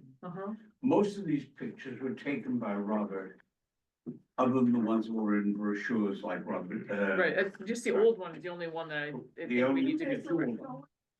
we'll settle that later, just in essence of the time, we'll Yeah. note that indefinitely. Bob Egan is a neighbor. And he took those pictures. Mhm. The other neighbor has videos. Oh, I believe you that that the trees have been removed and that SNAD has been violated. I don't disagree at all. I just want to make sure our evidence is on point. I Yeah. just brought enough so that you could get a Okay. sense of what. Dan? No, I appreciate it. Does SNAD allow for the removal of any trees without some sort of approval or anything? Man, Yes. SNAD allows for removal of trees on 2 conditions. One, if they are dead and you can get an arborist certification, you may remove it. Or 2, you may make an application for a permit to the Department of Buildings to do it. They didn't make an application ever to building. They went to the Landmarks Commission because they were also at the same time doing work on the historic walls. And their point is, since Landmarks approved it, it's obvious the city of New York approved. That's their defense. I wouldn't rest too much on that defense, but that's it. Thank you. Any other questions? Okay, thank you, Marty. We're gonna go on to the next committee, aging. Well, do you vote on these? No. No. Okay. Because there's another resolution. You just never showed this side of the house Broadway. again. 5, 6. Oh, yes. Marty, if you can give us a quick synopsis on the next one. That's me. Oh, that's you. Ben, if you could give us a quick synopsis. Very quick. Very quick. They- I'm gonna time you now. We've had That's three sessions involving the proposed construction of affordable housing on Broadway. And in my experience, this is one of the few truly, oh, I am recused on this one. It's HDC funded. Okay. I'll just give you the background so you know I can't vote. This is one of the few that is truly affordable as the price schedule that has been submitted to. the On board. Broadway? This is the one on Broadway. Yeah, on Broadway. Okay. These This people comes came to us, close- these people came to us well over a year ago with their plans and in theory, and now they're ready to begin and need our approval for their project so they can begin to go forward. And that is on just north on 231st Street and Broadway. There is a little row. There's a row of stores, and right in back of that store is parking.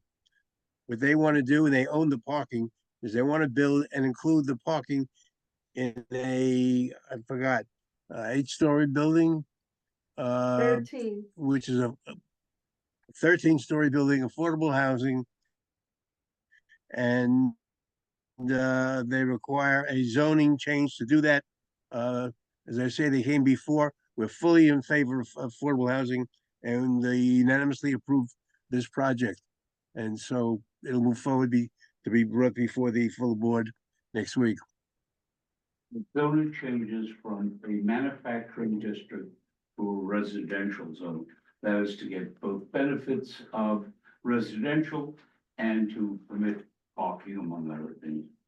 And zoning it so that if any additional residential housing is built on the block that's rezoned, it will also have to be affordable. Just like while they're at it, which I feel like is a great touch in there while they're This asking may for it be a themselves. very interesting precedential one that you need to think about. There are people who are prepared to put their money where their mouth is and build actually affordable stuff. Rentals of 2-bedroom. At Dinowitz's request, they increased the 2-bedroom apartments to take a much larger share of the whole building. And what they are doing in this regard that makes it so important is they're taking area that it abuts the major Deegan, therefore isn't the luxury district area. And they're taking property that can be useful, and they're doing what the smart thing is. It's 1 block from the subway stops.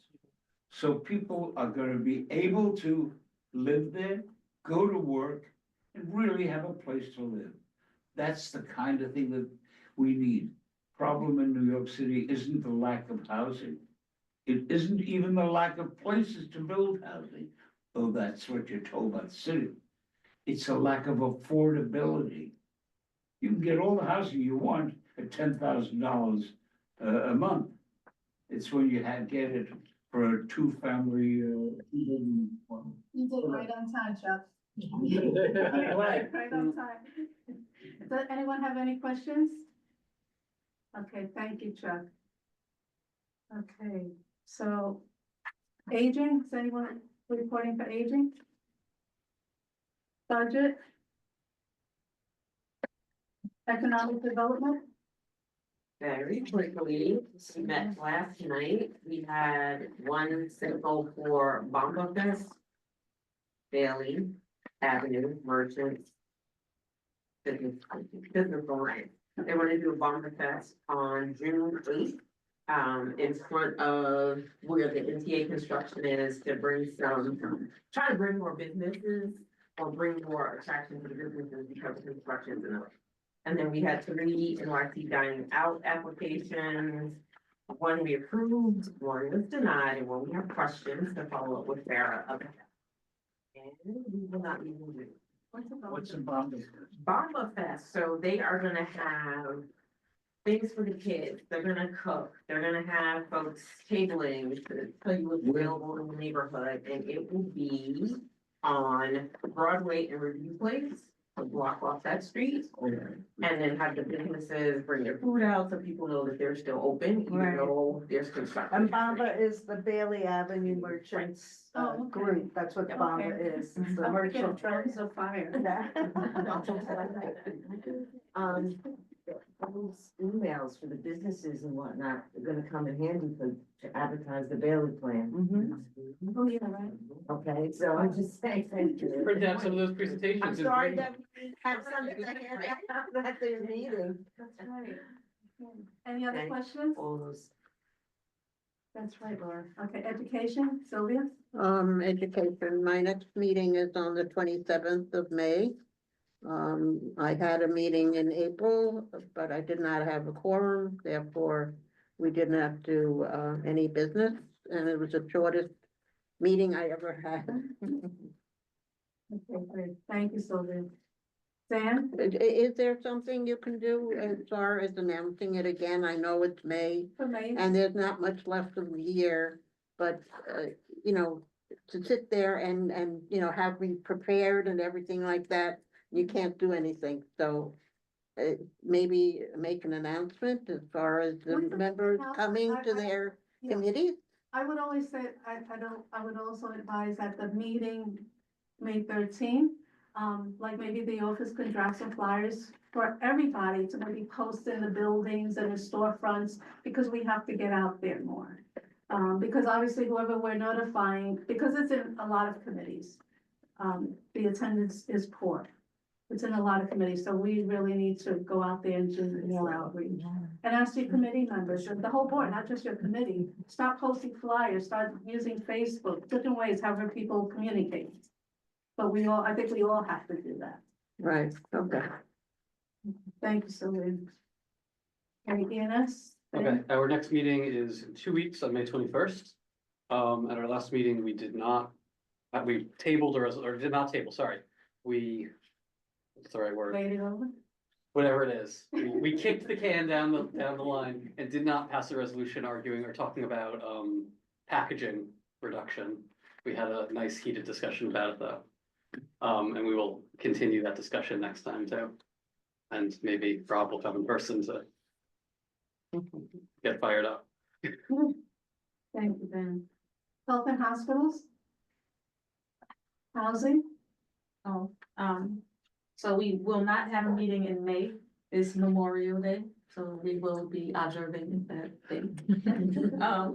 Our last meeting was on April 28th, and we had the Northwest Bronx Community and Clergy Coalition come to speak about, how they address, the community in terms of, one of the, was it focuses or focus? One of the, you know what I'm trying to say, what we had them speak about was how they service people who have no to low income and just, what sort of, activities or what do they offer to the community?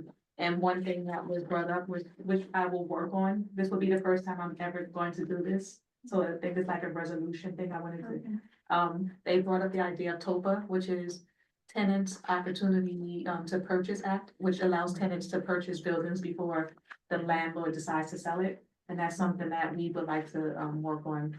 There was some success with the Davidson building, which, I think it's called that, the Davidson building, which is not a part of community board. Eight, Karina Sanchez. That's 7.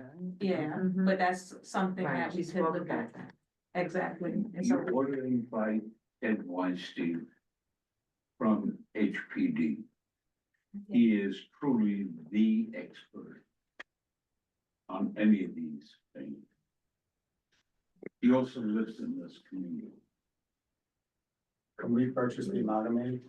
I can look into I that. thought you already owned it. I mean, the answer is yes. Yeah, don't you already own it? I mean, you have to organize. and they actually help with, getting people Something needs to be organized. done about that, yeah. Yeah. Yeah, seen that. So you can use that as a guinea pig. Yes. But amalgamated differences. Maybe. That means that's like if you're renting like a floor or privately owned building, before they sell it, they have to give the tenants the option of buying it before it's like listed. Yeah, Which I think is the law. I mean, that's still the law, right? I mean, they have to, it has to be like. that's a new law though, I think. Yeah, it's fairly new, brand but new. it's not, they haven't changed it like. I think Davidson was the first Oh, okay. building to have that conversion, but they did improvements to it. Right. Is there, Sarah has a question? Yeah, well, can I add part of the budget? I know we skipped over. But just to make sure all committees have sent in their FY 27 budget priority list. I know some of you, like aging is meeting tomorrow and we'll have a list for us then. Okay, you had a question. No, I'm I didn't sorry. know if you. I didn't know if you were done. You guys are taking away her time here. I'm done. Just send in your priorities if you haven't. Thank you. Are you finished? I was a good guy, we didn't talk about the sinkholes on 254th Street. Okay, I'm gonna bring this back because I feel like Rashida was gypped. Rashida, you finished? I'm done. Okay, good enough. Law, rules and ethics? Marty? I'm just limit myself to one item. As you're aware, last month, 2 months ago, Parks Committee, we had a problem with the Conflict of Interest Board, who was up in arms over the fact that we would be discussing an issue and therefore might take a position for or against a candidate. A lot of us couldn't understand why they were so upset and couldn't understand why. I mean, Chuck wrote a letter that never got a response. Julie wrote a letter, did get a response. I wrote a letter in which I made specific requests. That very night, when this came up, we had a discussion about something that Jeff Dinowitz had presented in Albany as a bill, and we discussed the bill, naming Jeff as a sponsor, and it passed. We passed the resolution. And one of the questions I asked is, if we know the legislature, why can't we mention the legislature's name without taking position? It wasn't we like Jeff or don't like Jeff. It's that Jeff had a resolution. So I got a rather extensive response, and anyone who'd like to read all of the correspondence is welcome to do so. But subsequent to getting the response and then finally understanding what they meant, I received from the Conflict of Interest Board what's called settlements. And that in April, which brings us into the right time frame, there were two items that were relevant: misuse of city time and city resources. The Commissioner of New York City Department urged the assembled crowd to support the Harris for president. The city's conflicts with law, I mean, they dumped on that person, and that makes sense. Which, if you're going to be speaking on behalf of a candidate, you're in violation of the city charter. Also, New York City Police Department Assistant Commissioner was raising funds. Got 15 donations in support of Mayor Adams' campaign.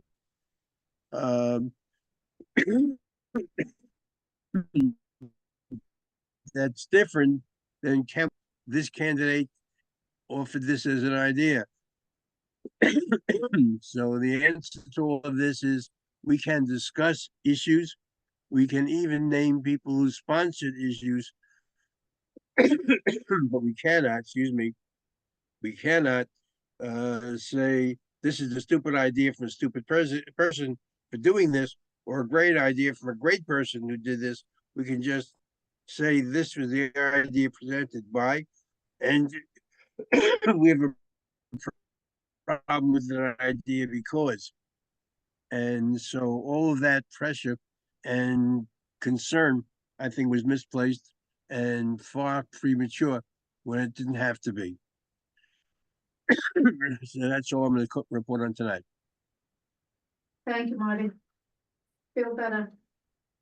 Okay, Parks and Recreation, Jay? So I've got two SAPO or two resolutions. The first one is the SAPO for the New York Philharmonic, who will be performing in Portland Park on June 5th. The SAPO is to, request parking, on Broadway, 180 feet south of Mansion Road up to the Turtle and Hare statue. And the parking will be from 11 a.m. to 11 p.m. It's specifically for musicians, who will be performing, who have gotten a waiver from their union, so they don't have to take the bus because they live up here. I think primarily is what's happening. The New York Philharmonic has been using these spaces in the past, so it doesn't represent any kind of change in the way that they're operating. It's just in the past, they have done the performance on a Tuesday, and they were able to hold the spaces as part of sanitation, clearing the lane. But they're doing the performance on a Thursday this year, and so they need to actually have signage to hold the lane. So Nathan Cabana from the New York Philharmonic came, he presented, discussed our, answered all of our questions, and the resolution for the SAPO was approved unanimously.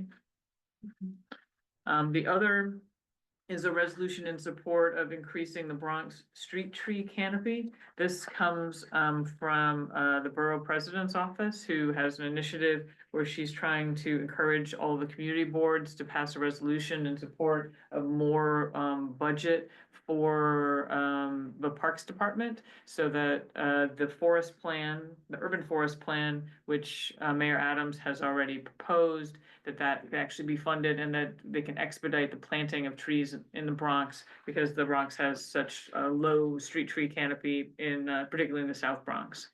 So we are always happy to support more street trees and 1% for parks, and so this was also passed unanimously.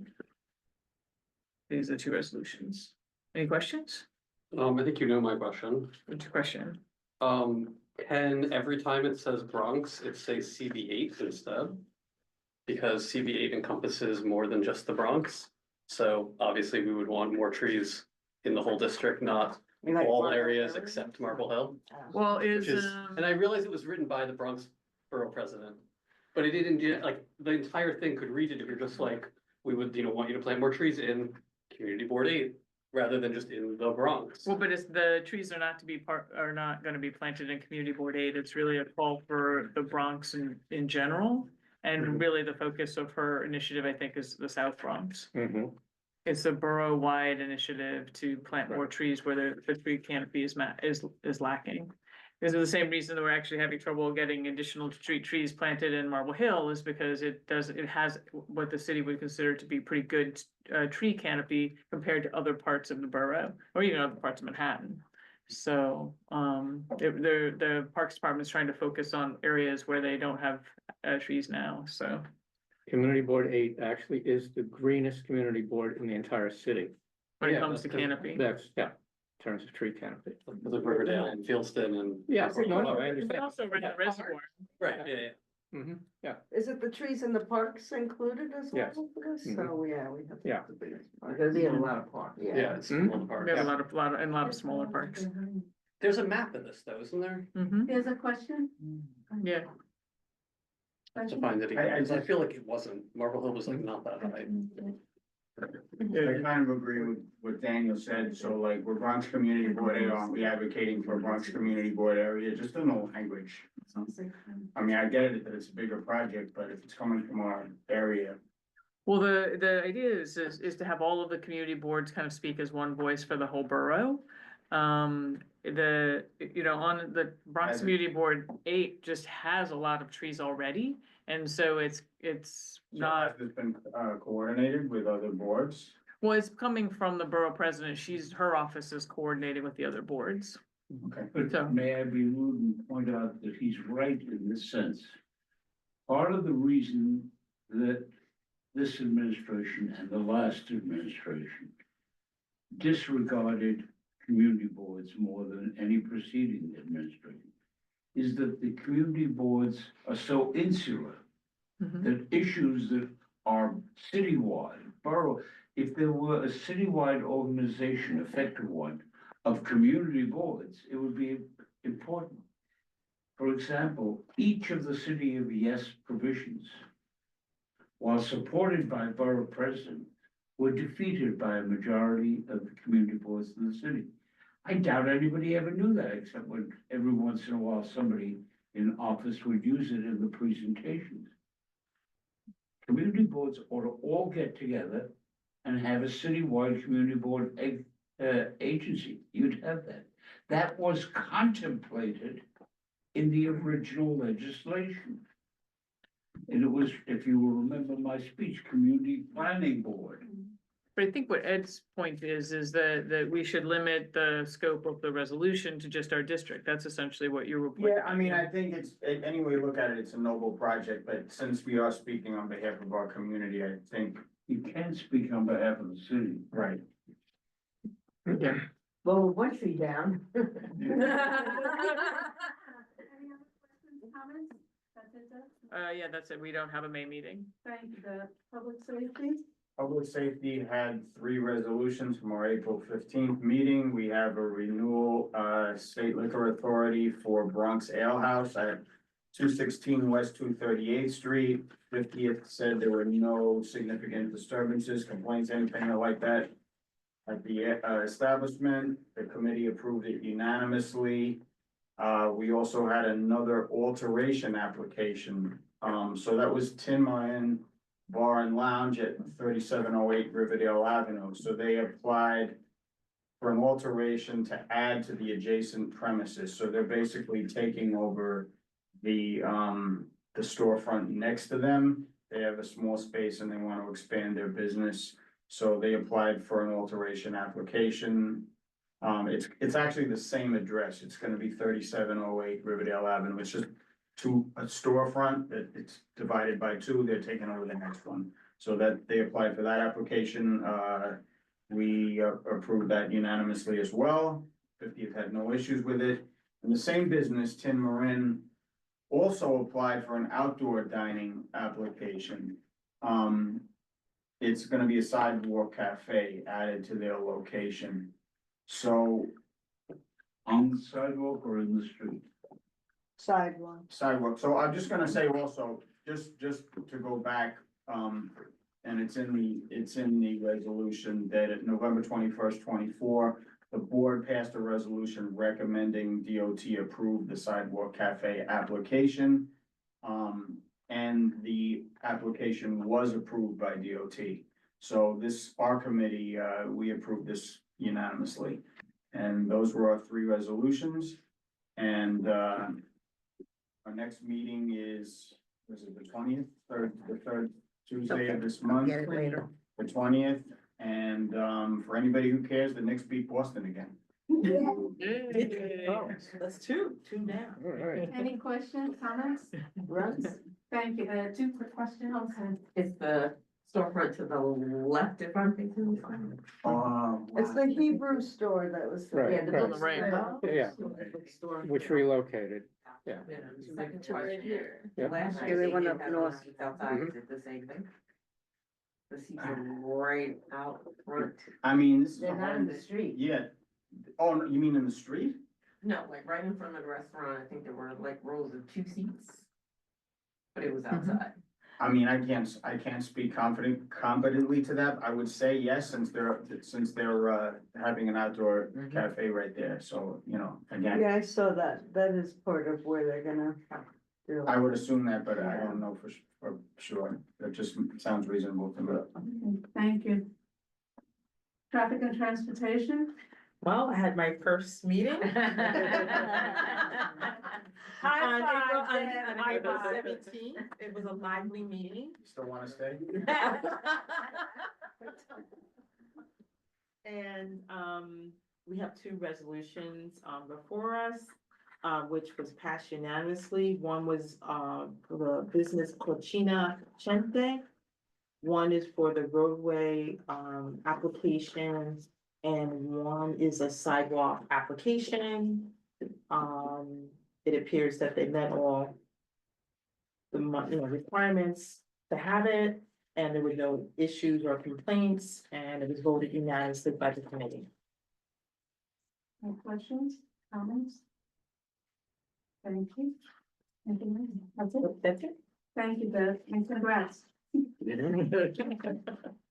go on to you, Rhonda. Hey everyone, good evening. Okay. Last night I went to the Yankee game with Farah, which was really a lot of fun. Getting to help be on the field with our nominees for the our awardees for the Yankee Leadership Award. We had 5 nominees that we put through. So yeah, that was really exciting. Also had a lot of fun with Farah. It was fun. We have 2 resolutions, which is abnormal for the youth committee. Uh, so the first one is we attempted to create like the first one I'm gonna go over is the Comeback Kid Achievement Award. We attempted at creating a framework moving forward for this award. I know folks emailed me asking what's the difference between the Yankee Leadership Award and the Community Board Comeback Kid Award. We don't set the guidelines for the Yankee Leadership Award. We only set the guidelines for the Comeback Kid Achievement Award. So we wanted to keep it a little bit open, so that way the committee doesn't feel like we are strong arming them about the requirements. That way they can revisit it every year. Any questions about the resolution? No? Seeing none? Wait, I have a question, sorry, Yep. sorry, and I'm guilty of just reading this. The committee the deadline is by the second Friday in April, Yes. and then you're presenting it to the executive board in May. Okay, and then if you need to, you can also send it to them in June again. Okay, good Right. enough, thank you. Yeah, we try to keep some Yeah. parameters there just in case we didn't have quorum. So we Thank looked you. because I remember last year, Cesar mentioned this, we didn't have quorum at the May meeting to approve the resolution. Then it was approved in the June meeting. So we put that clause in there just because we felt like it was needed. And we wanted to put a hard deadline of the second Friday of April, which has been consecutive for the last 3 years to my knowledge for this award. Well, Marty? thank you for putting this together so that you finally finalize it for the community board. Thank you. Mhm. Of course. I see Marty's hand is up. You're muted, Marty. Trying to keep my coughing to myself. You said you didn't want to strong arm anybody, but what are the requirements this year for the Comeback Kid Award? So we hadn't, to be honest, we kept it the same from last year because the committee was new. I was a new chair.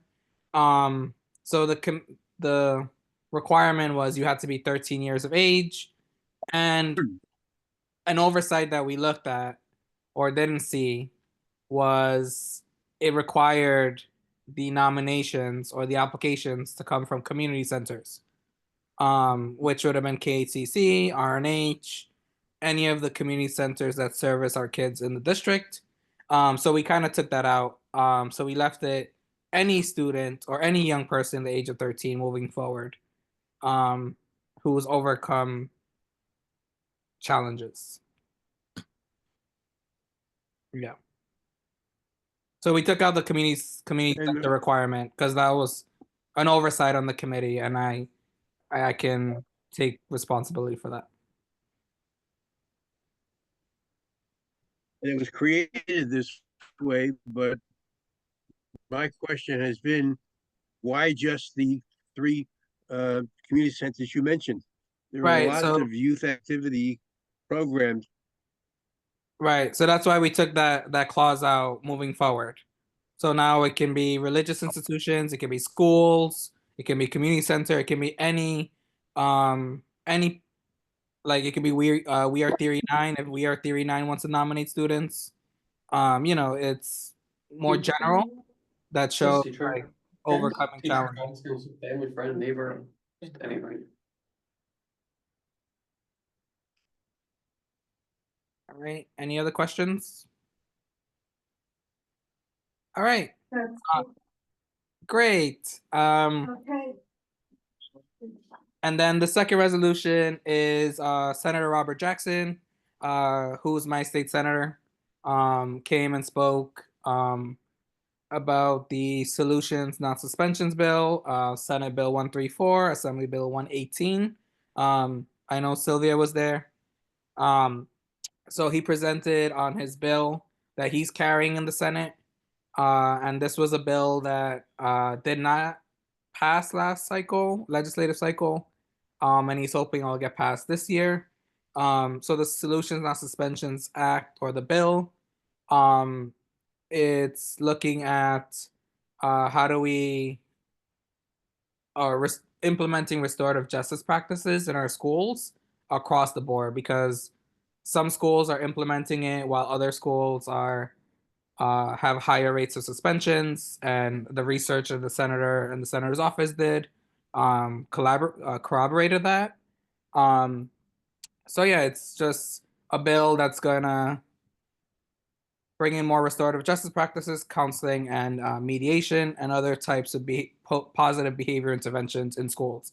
And me personally, I've seen, some schools implementing or suspending students at a higher rate, while others have not in the district. So this will kind of alleviate that, and this relates to our work with SCREE as well. Questions or comments? Rashida? Hi, Ramdat. Hi, Rashida. How are you? Hi. Do you know why it wasn't passed, previously? I don't know. I will have to either text Dario or Joanna to get that information to be prepared for the full board meeting. That's a good question. Thank you. Any others? Thank you, Rhonda. You're welcome. Thank you. Okay. The next is Special Committee on Hudson River Greenway. Nothing to report. Well, I have you there, the nominating committee. So the nominating committee met on April 30th, and we are meeting again tomorrow evening. And I anticipate that we should be able to make our judgment tomorrow evening.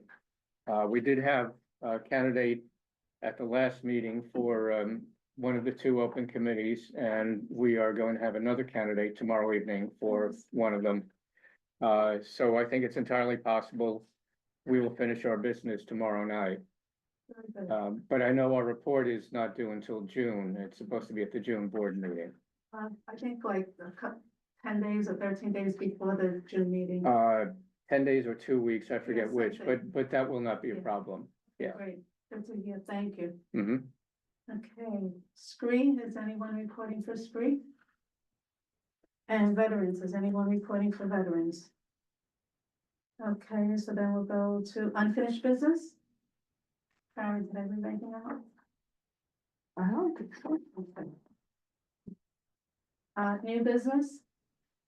New business? Okay, so then I make, someone will make, it's in here, make a motion to go into the executive session based on open meetings law 105.f for personnel matters. So moved. And second? Second. Okay, any objections? Okay, so only board members are in the room. Who's that? Get out of here. It's now 5 p.m. So. Yeah, we gotta get Um, early. So we will present a resolution to the board. And our next executive committee meeting will be June 4th, 2025. Thank you all for taking the time to stay later. And adjourn. Thank you. Thank you. Good night, everyone. Good night.